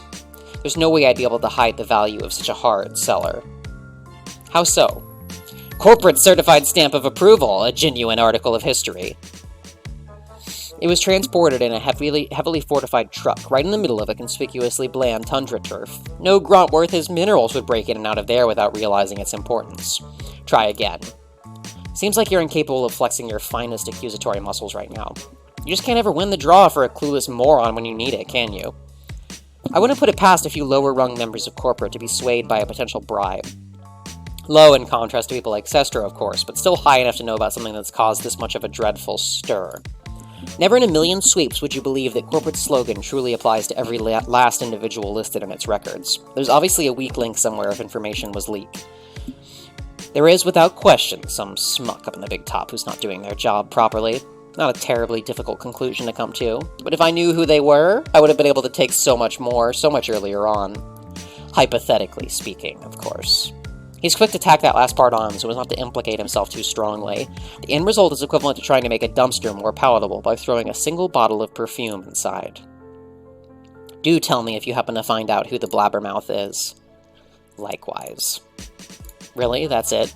The scowl plastered across your face intensifies by several degrees. Again, there's silence, and again there's Bitcoin staring at you with unbridled eagerness. Alas, both your time and mental capacity have been exhausted. Another telltale grin, that same goddamn smile every single time, sends out a clear message. You've lost. Nothing else? No comments? No quips? Japes? Jests? Jabs? Otherwise irrelevant quarrels? Good. His hand rasps against the side of a box you both spent the better third of a route in, and the door automatically raises open. You sit there and continue to say nothing. A numbness spreads through your body. Bitcoin seems confused for a brief moment, but shrugs it off easily enough. You imagine disregarding the emotions of others is business as usual for him. You wish you could claim that he'd fallen into your trap, that you'd plotted for him to lower his guard around you, which is never something one should do if one enjoys the continued state of being alive. As it stands, you're just a very good improviser. You see a turned back, and in a split-second decision, launch yourself out of the confessional like a bat out of hell. Your fencing hand is quick on the draw. In one swift motion, Bitcoin has a very sharp edge pressing against his neck. I don't care for your pathetic excuses anymore. I want an airtight, legitimate alibi right now. Unless you want to become intimately acquainted with the smell of fresh cerulean blood mixed in with that foul cologne of yours. Unsurprisingly, this catches the attention of all the other patrons around you. Slightly more surprisingly, every last one of them draws their weapons from their respective strife specify and aim a concerning variety of lethal tools of the trade your way. Downright shocking is how Bitcoin doesn't so much as tense his shoulders. Proserpina extracts a solitary thin blue droplet from his throat, and yet he stares at you unfazed. He doesn't simply believe it. He knows he has the support of every last person in here. Your ears pick up on the ragged breathing of someone who sounds very loyal and very trigger-happy. See, Sestro? Your hearing is completely untouched. Don't worry about it. You try your best to hold on to your professional composure, but Bitcoin's smiling like he just saw you throw a temper tantrum. Well, well, well. Well, well, well. Looks like you really are down on your luck. Remarkable. You don't take kindly to him talking down to you, like you're even more of an amusing science experiment than your species already is. When you press your blade harder against his skin, you hear several guns cock. Now, everyone, calm down. Yes, that means you too, Greedy. Dappus, take care of them, would you? All he has to do is wave a hand dismissively, and the entire mob grows complacent. You are forced to concede this round and lighten up just a little, only a bit. Again. Let me just breathe for a second, and then come with me. We'll get you your orderly documents. It won't take too long. I know how much you value your time. You have no idea what he's talking about? More code, probably, but as much as you try to justify it, you can't bring yourself to turn him down. Not when he's thoroughly embarrassed you like this. You sheath your rapier as he motions for you to resume your role as his tail. Don't say rat tail. Do not say rat tail. He's quick to guide you back to past the crowd and around the corner of the room. Oh, he's leading you into a supply closet now? Great. All the space of the confessional with the added smell of janitorial duties. The door clicks shut and his voice hushes significantly. You're starting to like this closet a little more. Alright, you want an alibi? Fine. I'll give you an alibi. It's not like I'm actually guilty. I have hobbies, passions, things to do outside of causing a ruckus downtown. You suppose it's his turn for a dramatic pause. You patiently wait for him to continue. You see, on the night of the incident, I was with the boys. You don't know why he's looking at you like you're supposed to know who the boys are. He cannot possibly be serious about resting his case on that sentence alone. The boys. Ah, you must be wondering about our killer team name. Not really. I came up with it while I was waiting for them on a bout of steamed hams. I knew we had to have an excellent name, for the sake of regaling our tales to outsiders, you see, but it was a damn conundrum at the time. As soon as I saw them approach, though, I stood up and said, "What's up, boys?" And then the entire restaurant cheered. Everybody went absolutely insane. It was like the liberation of an oppressed group somewhere. I'm pretty sure I got a medal, if I recall correctly. It's been a while. You fall into stunned silence. It seems you have finally succeeded in feeling insulted. You expect me to take you at your word, just like that. You genuinely expect me to let you off the chain because you got some fucking slop with a few friends. This is bullshit. Ah, yes. But it's good bullshit. Your incredible tale doesn't even remotely give you an alibi. You could have still dipped your toes into the deep end of an organized burglary earlier. How could I possibly be expected to trust you?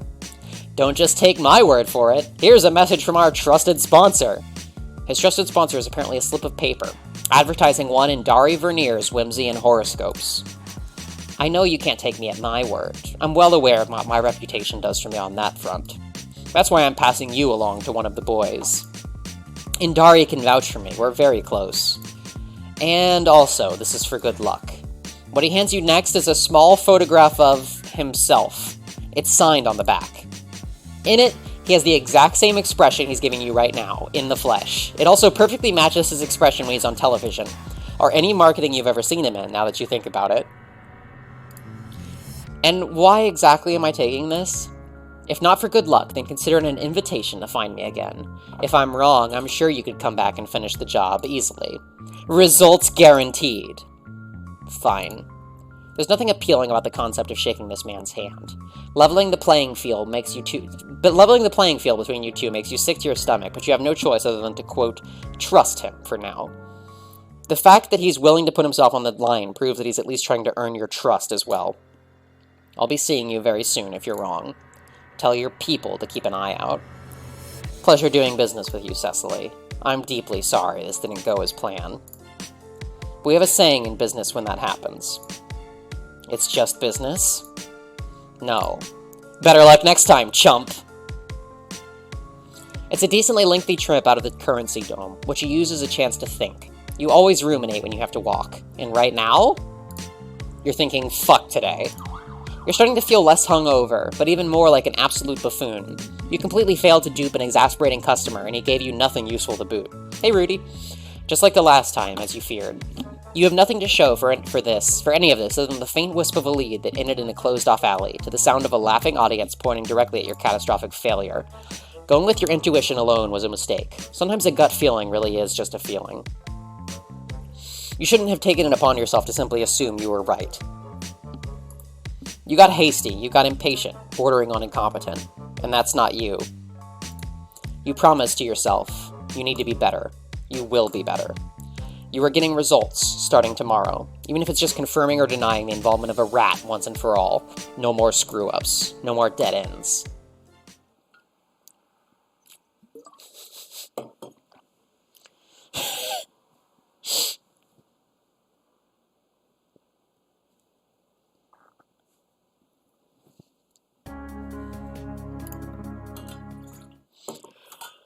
Alright, I will do Corn Baby in just a moment.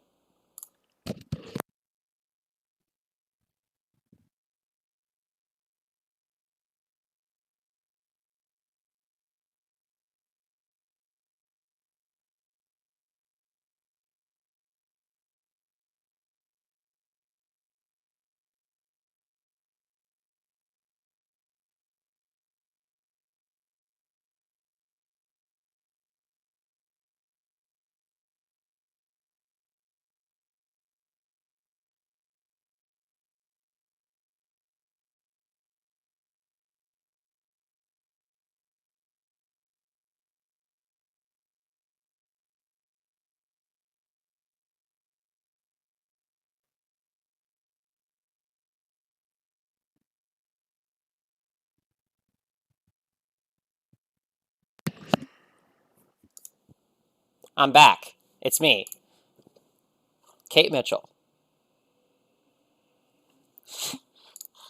From video games. Corn time. We've already seen the intro, but I'm going to read the... Yeah, how far art thou, wench? You up? Been too long since we came to blows, don't it thou think? Hit me up, girl. You know where I be. Alright, sorry, I just had to read that again. Alright. Don't trust anyone. That's what Hamifi told you. You've heard nothing new from her, Sestro, and nothing new from the mysterious voice in your ear either. But you still got that ominous tip, and Hecritz is crazy if she thinks you'll just ignore it. Idolic Acres. 2/111. 2 days. Listen close. Your 2 days are up, and the time is fast approaching. You decide to pay the Idolic Acres a visit. You had an archivist back at the office, terrified of you, always useful in an asset, put together a file on the place. There wasn't much on hand at the regulatory as it happened. Mostly second-hand internal accounts. Nothing well known, only rumors. Farm that provides corn for various usage. High-quality product, proprietors reclusive. Weekly pickup takes boxes and leaves loops. Travelers have reported chanting at night, the voices of children. Spooky. Things are only spooky when there's something to hide. Want to cover up a smuggling operation? Start wearing robes and singing ominously at dusk, and the trolls who are more superstitious will give you a wide berth. It's hard to blame them, really. Cults have been getting unusual as of late. There is nowhere a chief regulator fears to tread, however. You repeat this to yourself as you squelch your boot into a sticky puddle by accident while crossing the street to your motorbike. Fearlessly. The walls of the stronghold, pristine white on the inside, colorfully graffitied on the way out, give way to authorized exurbs. The exurbs give way to sprawling shanties. Finally, the slums give out too, and not a single beggar or burnout is to be seen on the lonely road. You head south from the urban sprawl and out into the boundless expanse of farmland. It takes an endless amount of crops to satisfy the public demand for processed food, and even more endless hectares on which to grow them. Most of the newer fields have no buildings or troll presence at all, and are worked only by prototype, co-branded drones. All shiny white plastic, perfect parabolic curves. The rollout has been rather slow and arduous affair, despite Hamifi's relentless insistence on efficiency. Sestro has been reluctant as ever, and not without good reason. Further automation putting already impoverished laborers out of work altogether could turn nasty, very, very efficiently indeed. That's how it always is between them. One ruthless, one guilty. One scathing, one mournful. An Ouroboros of angst and paranoia. Acting, then regretting. Breaking, then rebuilding. Sowing, then reaping, you think, as a lonely red barn peeks out from between the cornfields and rolling hills you've navigated for the past few hours. It's pretty well hidden all the way out here. You would have missed it if you didn't know where it was. You stop the bike at a bend in the road and scope out the place for a bit with your overhead. The blurry forms of small figures scramble on the horizon, as though they're being marshaled into the barn one by one. Looks like they spied you first. Oh well, so much for the element of surprise. You check that your pistol is loaded and adjust both your swords, scabbards against your hip. The tall fields of corn can still cover your approach. As you draw near to the barn, something catches your eye at the corner, just briefly. You turn to see what it could be, but there's no sign of anything around. There's just hectare upon vaguely creepy hectare of corn waving idly in front of you. The wind rushes through with a rasping, whistling sound. It was probably nothing. You pull your gaze out from between the corn stalks and continue on toward the entrance to the barn. Whoops. As you quickly close the remaining distance, you see the door open. Your sword hand instinctively moves to hang just shy of Proserpina's hilt. It's a reflex, one that you've honed through many long sweeps of intense, anticipatory gestures, countless hours of practice. You don't mind saying it. That sword hand hover is your pride and joy. Whoever or whatever comes out through the doorway, you're more than ready for it. A small child stands before you. Pickaxe in hand, they bar the entryway with both arms stretched as wide as they can go, which is admittedly not very far. They can't be older than about 5 or 6 sweeps at most. Suffice to say that you were not ready for this. Hello. You don't know how to talk to kids. The young troll just stares at you. Do not be alarmed, child. I'm here to see the proprietor of this establishment. Is there perhaps an adult on the premises I could speak with? Yikes, you really don't know how to talk to kids, apparently. Now they're positively glaring at you, like you asked an unspeakably stupid question. You move your hand back away from your sword, realizing that it might not be helping matters. May have jumped the gun on that one. Speaking of guns, the one in your holster begins to feel very heavy all of a sudden. You can't help but remember another day like this one, a lifetime ago. Recall your first assignment. You had just been relocated to Stronghold 21. 2 sweeps of training in an external regulatory facility saw you emerge top of your class, and now, inside the walls, you were at the bottom again. But you didn't mind. You lived for it. At that point, you had a great deal more superiors than you do now, and none of them were as good as Sestro or Mifi. Your first assignment was one that had been puzzling them for a while, which didn't say much. A long string of petty thefts had been going on inside the walls for about a sweep. Nothing of substantial monetary value was being taken, though. What went missing was bread. It was like clockwork. Every week, another bakery got burgled, and nobody knew how it happened. The perps were perfect, leaving no trace behind. You say perps because at the time, the regulatory was convinced there was a skilled team of bandits responsible. No way something so airtight was the work of one troll, according to the higher-ups. But like you said, they weren't the brightest bunch. It didn't take you long to work out the truth. There's no clock that ticks quite so unceasingly as hunger. This wasn't the work of a coordinated team, just someone who desperately needed to eat. You saw the pieces moving in a pattern and made your own move accordingly. It wasn't hard to predict where they'd go next. All you had to do was wait. They were small, fast, and alone, a single pawn racing desperately for cover. And maybe if you'd been anyone else, they would have managed it. As it was, the pursuit was over before it started. You'd taken precautions. Your trap was sprung, and you had the culprit right where you wanted. You drew your sword. But then the first light of the moons caught her face. She was just a child, thin, weather-beaten, starving. In the 12 sweeps since you were first handed a blade, you've never hurt a kid. Instead, you made her a promise. She'd never go hungry again. You struck your deal and then headed back to the regulatory. There was always more paperwork to be done, even back in those days. You sit down in your brand new office chair, crack open a case file, and turn the radio on. You fiddle with the tuning knob for a few minutes, trying and failing to find a station. Wait. This isn't right. I don't listen to the radio.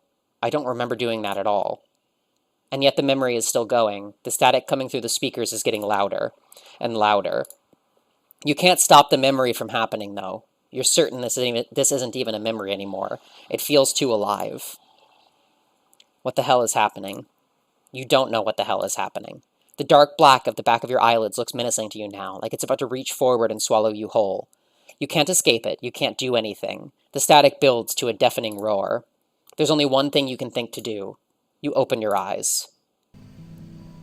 You are now standing a little ways from the barn, turned around to face the corn still rippling and crackling in the wind.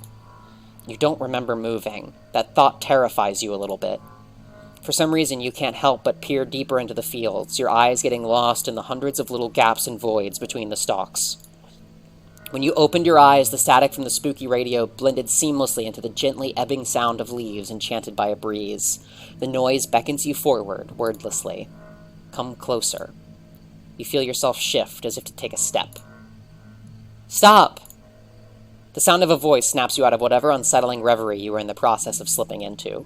You look down to see the kid from before, blocking your entry into the cornfield. You mustn't go in there. You can hear it, can't you? The voice in the field that calls without words, that whispers in the spaces between. You look back up to the field sprawling out in front of you. You find yourself at a loss for words, which is really quite something for someone of your verbosity. Usually, when something bugs you, you'll regurgitate half a thesaurus at the slightest provocation. But now you don't know what to say at all. You look to and fro between the empty eyes of the child in your way and the darkness threaded through the stalks, tugging at the corners of your eyes. You can hear it. I can see it. In your eyes. They're looking up at you intently, examining your face with a gaze that is no less impactful for seeming to have no substance at all. I haven't met an adult who could hear it before. After considering things for a few moments more, they hold out one hand, businesslike, offering to shake. You take their hand, and some very enthusiastic shakes ensue. Their words punctuate the motion, placid yet pointed. My name is Huska Maisie. Welcome to the cornfields. Although again, that's not a welcome for you to go into the field itself. It's actually very important that you don't do that for your own safety. The cornfields is just what we call this place, on account of all the corn and stuff. They gesture back over to the barn with a thumb. We should head inside. It's dangerous to stay out here for someone like you, and everyone else is waiting. I need to let them know that everything is all right. You asked before if there was a grown-up in charge here. Well, I suppose that would be me. The two of you are still in the middle of this handshake, arms moving in big sweeps up and down. Their small fingers are barely managing to wrap around the very ends of your own. It's kind of adorable. It's nice to meet you, Huska. My name is Cecily Yopara, as I believe I've said before. I'm here on, business. The wild swinging pendulum of your joined arms is making you a little queasy again, so you extricate yourself from Huska's grip as politely as possible. You cough to clear your head as much as your throat. I was summoned here by someone. It wasn't you, was it? No, I'm not in the habit of summoning people. They put a strange emphasis on the word people in that sentence. Something else has brought you here. Maybe it's the voice in the field, or a different voice altogether. You're going to go with a different voice altogether. Something tells you your unknown caller isn't an inscrutable entity capable of maybe warping reality itself. He just sounds like a bit of a douchebag. Well, let's not get carried away here. Huska didn't say anything about reality bending or nothing. Perhaps you're reading too much into things. Yeah, that's almost certainly what's going on here. This place is messing with your head. It's not as if you're creeped out about what's going on or anything, though. There's nowhere that a chief regulator fears to tread, right? You seem a little scared for an adult. Well, that is to say, there is nowhere that a chief regulator fears to tread. Absolutely unbelievable. Unwavering in the face of death, painfully easy. Maintaining a stoic facade while staring down a horde of cutthroat vagrants, pants-shittingly simple. But showing a brave face in front of a spooky child who might be in communion with an inscrutable cosmic entity hiding in a cornfield in the middle of nowhere, that's apparently your limit. The shame is unbearable. I don't think that's a lie, even though you might be scared here. If there is nowhere that you fear to tread, then perhaps you fear treading nowhere. And if there is a place that could be called nowhere, then I think that this might be it. The people in the city, they sometimes come here, and they see nothing. Because let's be real, there's basically nothing here. But at the same time, they don't see the nothing. They don't look at it. They don't hear it. And so this place, which is not a place, means nothing to them. But I see something in between the stalks. I feel something that pulls in each strand of corn silk. In each kernel, there's a smaller part of a whole, bigger than me, bigger than all of us. And that whole is also a hole, an empty space that lies between, that allows things to grow. And as for the humble corn cob, we can share its bounty, we can drink of its syrup, and eat of its flesh, and find our troubles, but a husk in the wind. Their face assumes a plaintive, almost mournful expression. You think? You're having a bit of a hard time reading this, kid, if you're honest. Where did that soliloquy even come from, anyway? The way their voice lilts up and down, sometimes dying away and sometimes rushing forwards, reminds you a lot of Sestro in a way. It's the voice of someone who's used to speaking to a crowd. Or maybe a congregation. Something about their words relaxes you, a particularly peaceful panacea.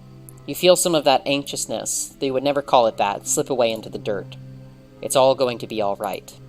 You can always count on Cecily Opara to keep her head when those around her are losing theirs, especially when she's usually responsible for removing them in the first place. More importantly, you can count on Cecily Opara because she's you. Yes, you are Cecily Opara. Momentary lapse of recollective perfection be damned, you're still the same person as ever.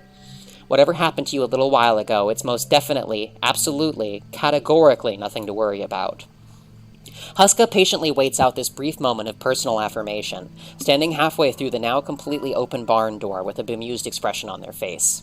They shake their head, tutting to themselves for a moment if to say, "Tish, adults. Tish, adults."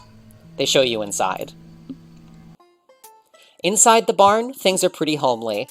You wouldn't say domestic per se, since it's looked after by a gang of youngsters, but it's obviously a pretty well-loved place. It's home to them. There are about 20 kids nervously huddled upstairs, peeking from above to watch you as you enter with Huska. They call up to them. "It's all right, everyone. There's no danger. This very tall lady has heard the call of the field. She'll be visiting for a little while until she is called away." This is the other James track for this volume. Oh, right, you never did get around to explaining why exactly you're here.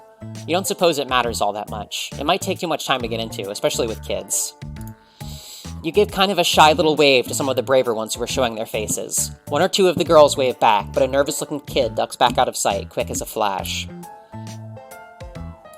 That makes you feel a bit peculiar. Sad, even. You like to think you cut an imposing shadow. It was actually part of what got you this job. Your silhouette was pitted against those of several other intimidating interviewees, and came out the clear winner. You hate to think that you scare people unnecessarily, though, especially children, but it's not their fault. So rather than navel-gaze any further, you take the chance to have a little look around at the inside of this barn. There's a huge amount of supplies and provisions in here. And over in the distance, is that an armory you spy over there? Damn, you mean darn, excuse your language. But most of all you see eyes. Lots of eyes, in varying sizes and shades of color. The one thing they all have in common is a single pupil, uncannily oblong. It's the symbol of one of Repeton's principal deities. She goes by many names: the All-Mother, the Fountainhead, that spooky goat thing. But most just know her as Caparia. The eyes have been hung above the doorways and windows, as well as strung between the rafters. One of the kids even has it embroidered on a shirt. It's like she's watching over this fragile haven that they've dug out for themselves here. Maybe you can live by her example and keep an eye on these youngsters while you wait for whatever nonsense your prank caller has in store. Oh, huh. Wasn't expecting this thing to show up here. Whatever. It probably just means there's some vague tangential clue buried somewhere around this barn that's relevant to your mission. Maybe you should try talking to Huska some more. You're loath to poke your nose where it doesn't belong, but then again, where doesn't it belong? That's a rhetorical question, thank goodness. You eye the large stash of supplies stacked up against one wall. There's all sorts of stuff here. Food, mostly, but also beverages, bolts of multicolored cloth, and some first aid provisions, too. Pretty much everything you could need to run a self-sustaining operation outside the stronghold. You have a very substantial larder over there. How do you keep it stocked? It's not like you have anywhere out here that sells anything, unless there's a supermarket hiding out in this cornfield as well. A lot of this looks like stronghold stuff too, and there's no way any of you are walking all that way. Please tell me none of you are walking all that way. Huska cocks their heads slightly. None of us are walking all that way. That's right. It would be odd for a group of people who have turned away from corporate to come crawling back to them. We do what we can for others, and receive our dues in return. We give only corn, and the corn gives to us. Well, there's no denying it. That sounds like some straight-up mythical bullshit if you ever heard of it. The corn gives to us? Do they mean that they just find these things out there in the fields or something? Oh, no. I mean, we trade for this stuff. What kind of cult do you take us for? Every week, when the trucks come, we strike a deal. They bring money, but that is mostly just to hide the truth. Not everything needs to play out in terms of loops and bands. It may surprise you to know that there are some who simply give and receive in material things. Wait, could this kid be saying what you think they're saying? Exchanging goods without having some sort of corporate intermediary currency to facilitate the transferal of value? What kind of occult mysticism are you dealing with here? This is really what you're getting pent up about right now, the precise economic situation of these corn kids. You've got a loop-sized lump stuck in your craw. Your mind is reeling. But hang on, let's not blow our lids over the concept of bartering here. You remember suddenly that that's what this was called, bartering. Having a word for it calms your financiering frenzy a little. You cast your mind back to the sweeps, to your re-education in the regulatory. The history of Repeton is hazy to most, and for good reason. Not all of it is public knowledge. One of the perks of being a higher-up is knowing things that the average troll doesn't. That's also one of the main drawbacks. Anyway, one of the big think-pan-boggling reveals buried in all that junk was the fact that the corporate system of loops, bands, and rings was actually a fairly recent invention. Before it came into enforcement, especially pre-Renaissance, a lot of the trolls just swapped things, rather than appealing to proxy. The simplicity of it is overwhelming. Even recalling it threatens to blow your pan all over again, all these sweeps later. This shit is why. This is why you hate thinking about the economy. Huska seems to take your involuntary grimace as a judgment on their illicit behavior. Not participating in the corporate financial institution is heavily frowned upon, after all. Please, don't take our way of life to be a threat. I explained this to the people from before, the ones who wouldn't take our corn. I think that sometimes adults need to understand that caring so much about what a bunch of kids do in private is, kind of weird. We don't intend to dismantle, only to grow something different in the space allotted to us. We don't have the answers, or believe that there are any. We just want to exist, to provide for ourselves, and live as we choose. And money doesn't provide for us like it does for you. It's not like we can eat it. It makes nice jewelry, though. They turn their heads slightly, looking towards the loft. A young girl who was spying on you from above quickly scurries out of sight. She appeared to be wearing 2 loops as earrings. Huska blushes just a bit. That's a novel and ingenious way of using them. I can't say I go in for that kind of accessorization myself. I would have expected you to adorn yourselves with something a little more in keeping with your established theme. Here I was, thinking you made everything out of corn. Okay, just because corn is basically my life, and has many magical and wonderful properties that I can't even begin to explain to someone who doesn't appreciate them, doesn't mean that literally everything we do has to revolve around corn. That would be a really boring and one-dimensional take of my character, actually. I noticed it when I came in, but you have quite a lot of religious iconography about the place, don't you? You gesture to the various eyes dotted about the barn.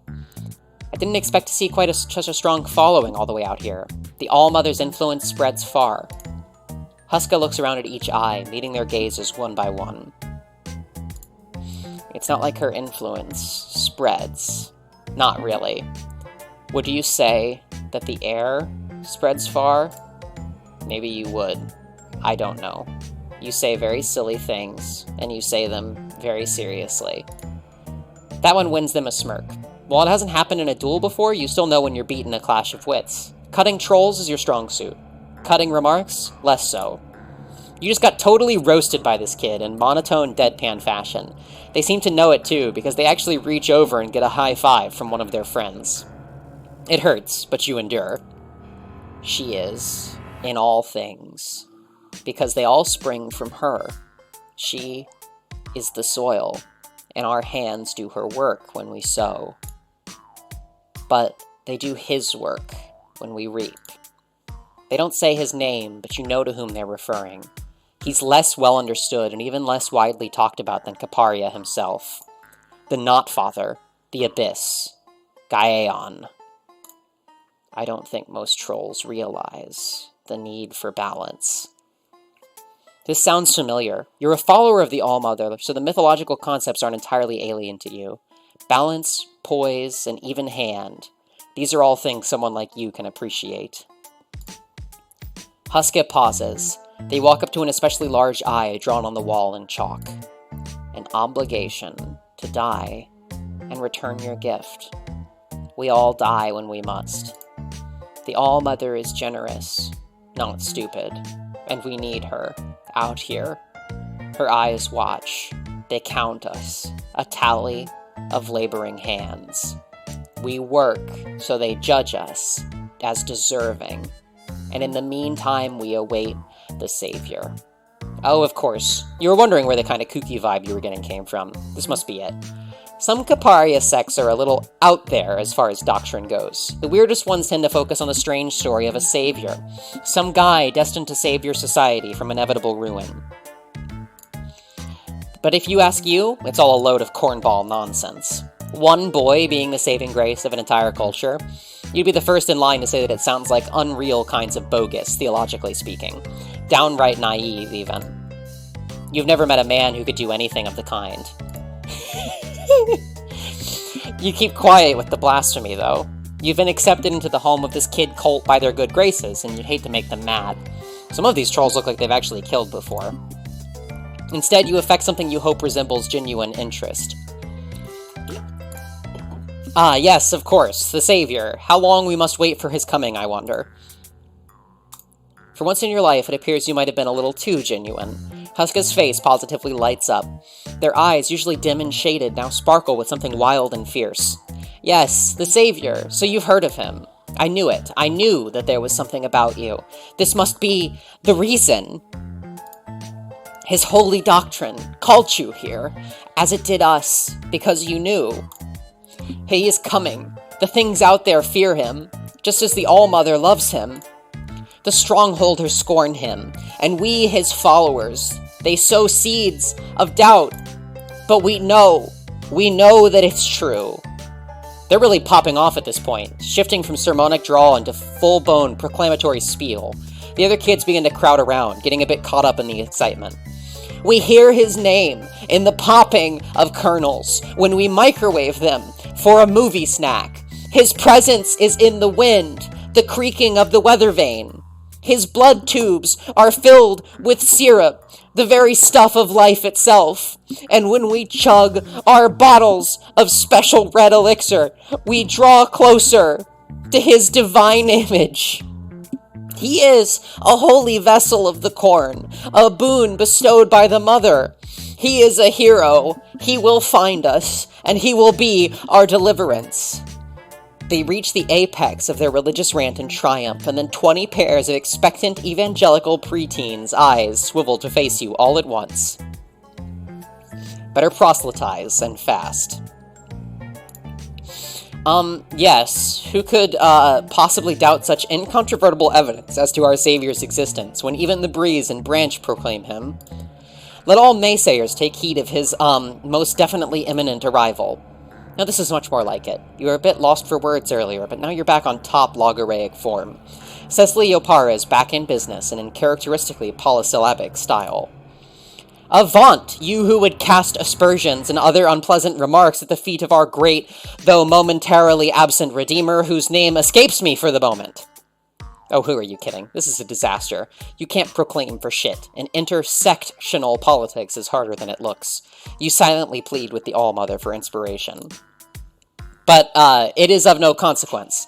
We, the faithful, shall remain as, a bounteous harvest, while all else is cast away in the great husking yet to come. Here goes nothing. Checkmate, atheists! The kids just... The kids just straight up fucking lose it.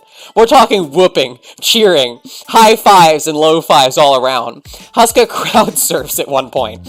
A feral boy runs up to you excitedly and makes a noise that sounds like ask or something. The energy you've dished out is like manna for these kids. Who knew that affirming their core religious beliefs would get them so excited? It's nice to feel like you've been a positive influence. But amongst the revelry, it's hard not to feel a twinge of guilt. You weren't being entirely honest with them. You don't like lying, partly because you're just unfathomably bad at it, but you're a person of authority, and it's important that you give it to people straight. Maybe it's okay to bend the truth a bit for these kids, though, if it makes them happy. After all, they may be utterly deluded evangelizing fanatics, but then what do you know, really? Huska sees your brow furrowed in pained deliberation and seems to take it as a sign of discomfort caused by all the attention. They urge the agitated farm kids to settle down for a moment, and after a while they all head back to what they were doing earlier. You look over to one of the far walls where the dull glint of metal is drawing your attention. Scythes, pitchforks, shovels, a lot of this is corporate-issue weaponry, the kind that gets handed to a kid once they're fresh out of school and ready to face the world on their own. Or not, as it often turns out. It's widely known that none of them make particularly effective weapons, though. This fact is basically one of the most long-standing in-jokes your culture has. It's not like anyone's going to be cleaving an aggressor in half with a weenie-tier scythe anytime soon. You expect the kids here stockpiled all the strife specified they got lumped with to create this miniature arsenal, but they're not going to be winning any fights with this pile of garbage. That weaponry that you have stockpiled over there, that's quite the collection. However, I don't think it's going to be of much use should you ever have to defend this place. It's almost painful to look at on account of how decidedly unpainful these specifi tend to be in practice. If you're in need of some more comprehensive armaments, then I could make some arrangements for you. You might not fight children, but that doesn't mean other people have the same ethical qualms. Almost nobody does. The least you can do is make sure they can defend themselves properly. Huska looks at you with a confused expression. Their eyes flick between you and the makeshift armory several times before glancing down towards your sword. Ah, those. They are not weapons. Honestly, it's a little worrying that you would think that. Although I suppose I get why. You grown-ups are all so alike. They sigh, looking a little disappointed. It's true that these things were given to us to use for bad things, like hurting. That's why a lot of us ran away. We didn't want to hurt anyone. It's true that if bad things were to happen to us, that maybe we wouldn't be able to stop it, using them. We are not good at fighting. But most of us don't want to be, and I think that's okay. It's not the point of living, I don't think. It may not be the point, you think to yourself, but sometimes it's the only way you can keep on living at all. But you're not about to derail this important monologue with such meaningless pedantry out loud. Doing it in your own head is bad enough as it is. When we came here, we learned that the things which had scared us, the things we thought were evil and scary, could have a different purpose, could be used in new ways. We don't like to call them weapons. To us, they're tools. A scythe is, pretty bad at splitting flesh, but it is very handy for harvesting the corn. A shovel might be useful for herding, but it's even more useful for tilling the soil, for planting seeds. Once again, there's something about the quiet tone of their voice that echoes deep in your chest as they say their piece. You don't know why, but some part of you knows that there's great potential hidden behind their words, an inscrutable force biding its time, waiting like a shoot in the soil. Who knows what this kid might grow into when they're older? You mutter a quick prayer to the All-Mother in the hope that yes, they will grow older. It's unlike you. You're going soft, like this kid's words are microwaves washing over the corn cob of your subconscious. Sorry, did you say something? Huska has the good grace to rescue us all from this simile. They might be a feral farm child, but at least they have enough manners to know a literary quagmire when they spot it. It was nothing. Please continue. They look at you with that oddly piercing gaze. We don't need weapons because we already have the only one we need. You said before that we appear suspicious because we hide out here. I know it's suspicious to hide, but anyone can do it. We hide in the cornfields as you hide in your fortress. Hiding, it's just a tool, same as your sword, or our scythes and tills. Secrets can be used to do bad things, but you keep secrets. I don't know why you're here, and that's okay. It's an interesting way of putting it. Maybe the unknown is kind of like a field, you think. Fertile ground for things to take root, full of the fecundity of the unfathomable. Okay, even you have to admit that was pretty pretentious. Maybe you've been around these farmers for a bit too long. Your thoughts are starting to become a little corny already. You collect your final insight increment without much fanfare. That's weird. You're not even really sure what purpose the meter was serving here. It just showed up, like usual, without any input from you. Maybe it's your visor playing up. That thought worries you a lot. You've had this thing a long, long time. You don't know what you'd do without it. Whatever, it's nothing. This thing is old, and things only get old when they're built to endure. You don't think even a landmine could destroy this thing. A little glitch is hardly cause for concern. Your conversation with Huska has reached a natural lull, though, and absent any other questions, they decide to go and check in with their friends. You watch the way the other kids swarm them, looking up at them with bright eyes filled with admiration. Maybe they can't believe that someone had the guts to talk to a big, scary adult. Or maybe they all see the same thing that you do, that Huska Maisie has something special about them. An aura of anticipation, one that spreads throughout the space they inhabit and the people nearby. Perhaps the other kids see those distant searching eyes, empty and yet full of something indescribable, and can't help but follow their gaze. Or maybe you think, as Huska lifts one of the younger kids up onto their shoulders for a ride, maybe they're simply a good friend. Sometimes that's all you need to see the goodness in everything. Hey now, no use getting all sentimental out here. They didn't ask for your protection or your feelings. Sometimes you need to learn when to leave people alone. But you can't help it. There's something here worth protecting, you think. People like these are the sort that underneath it all, you took this job in order to help. It's good to remind yourself of that when you can, even though you never forget anything.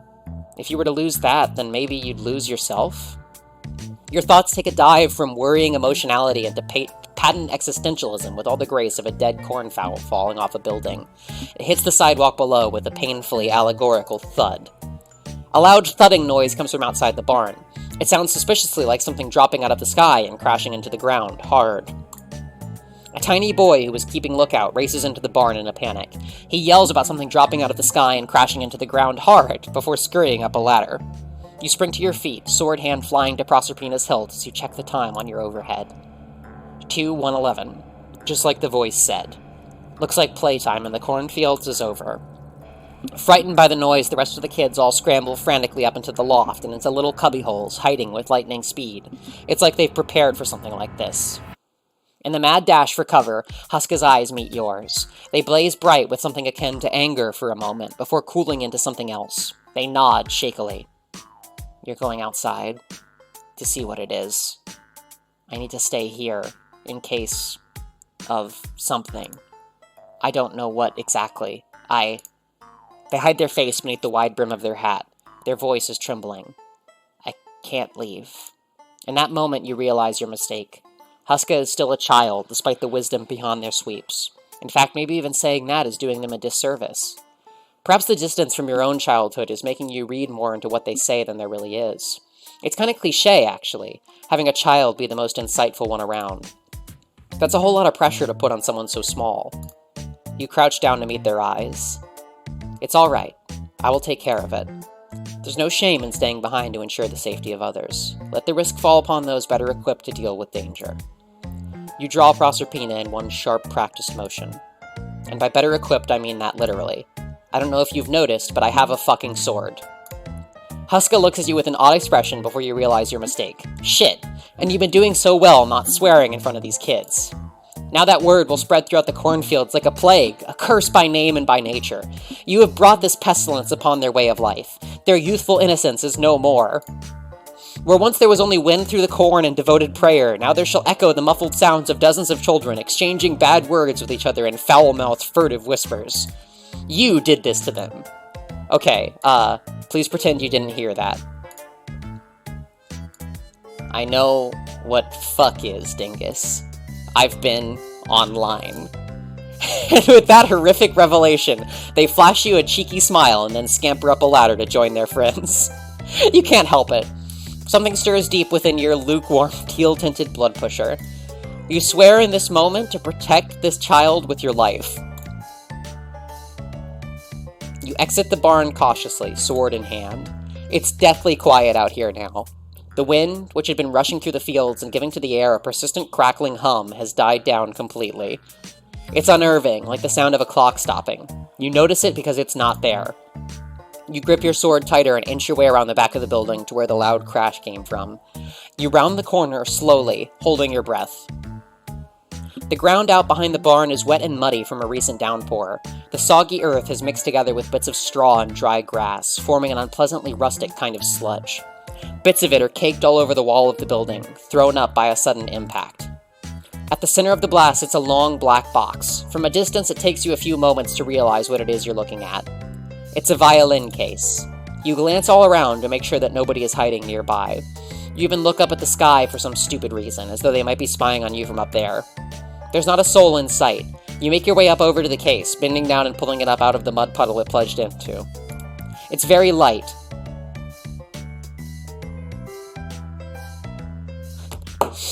Sorry. It's very light. Too light, even. If there wasn't an instrument inside this thing, it probably isn't there anymore. It's just as well, since it wouldn't have survived the drop. You wipe away a bit of the slime from the lid, and then pop the clasps on that front. It isn't locked. Inside, the case is lined with a rather garish red velvet. Just as you thought, there's no violin in here, or by the looks of things, anything at all. It's empty. Or so it appeared. As you open the lid all the way, a mechanism inside the hinge makes a loud click. In an instant, you dart back away from the case, fearing the worst. You should have known there would be some kind of trap involved.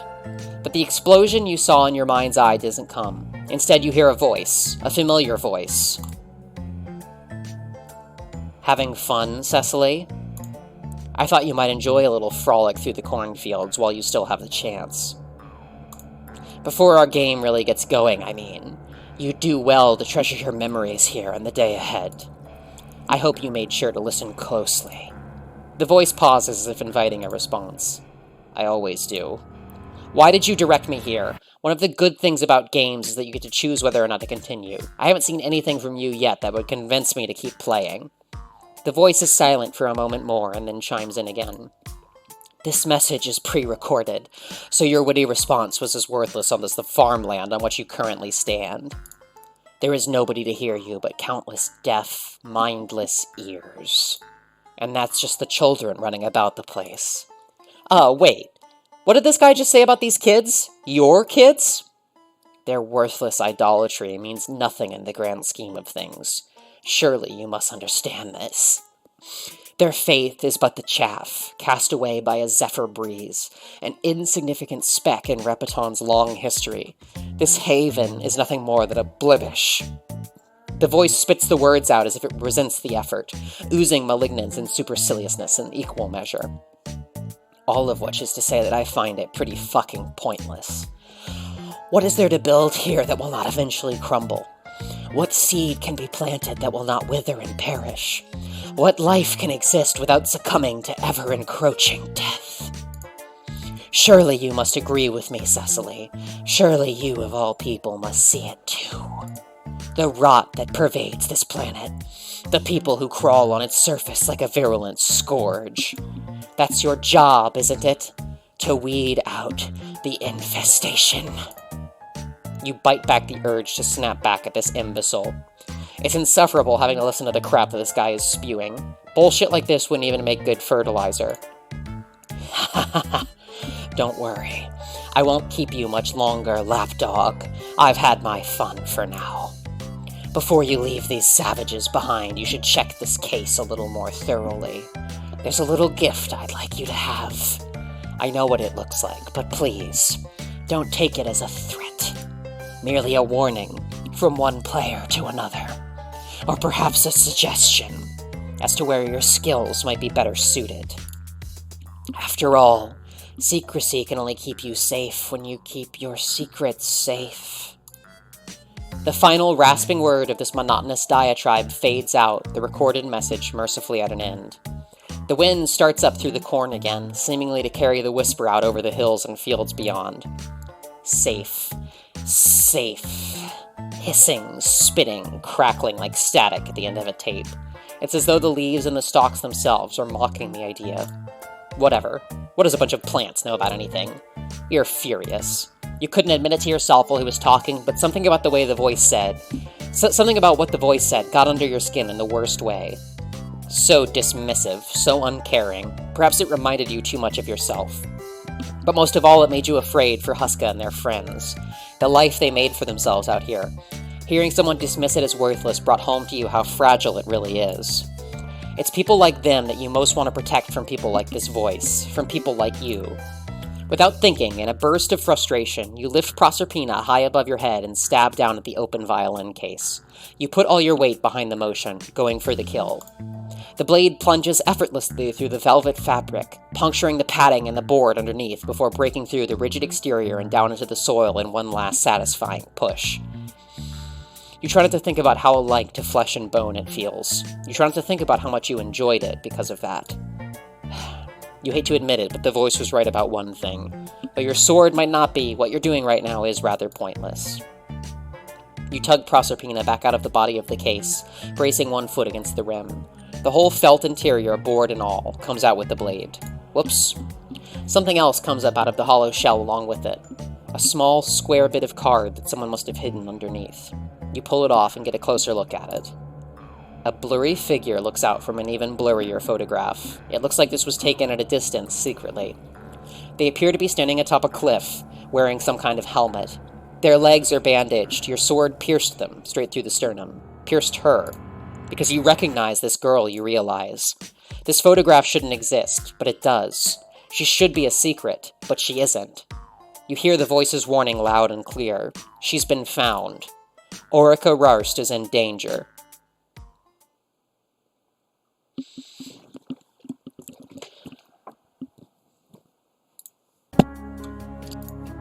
Snowbound Blood. Directed by myself, Ostinato, Zamag, and Heather. Game design and programming by Koei Veritasune. And Koei's mice, our moral support. Prologue, Volume 1, Volume 3 were written... So Volume 1, Prologue was written by me. Volume 1 was written by me, Taz, and Pip. Taz is Optimistic Duelist. Volume 2 was written by Alienoid, and also Pip. Volume 3 was written by myself, Pip, Alienoid, Austin, Heather, and D.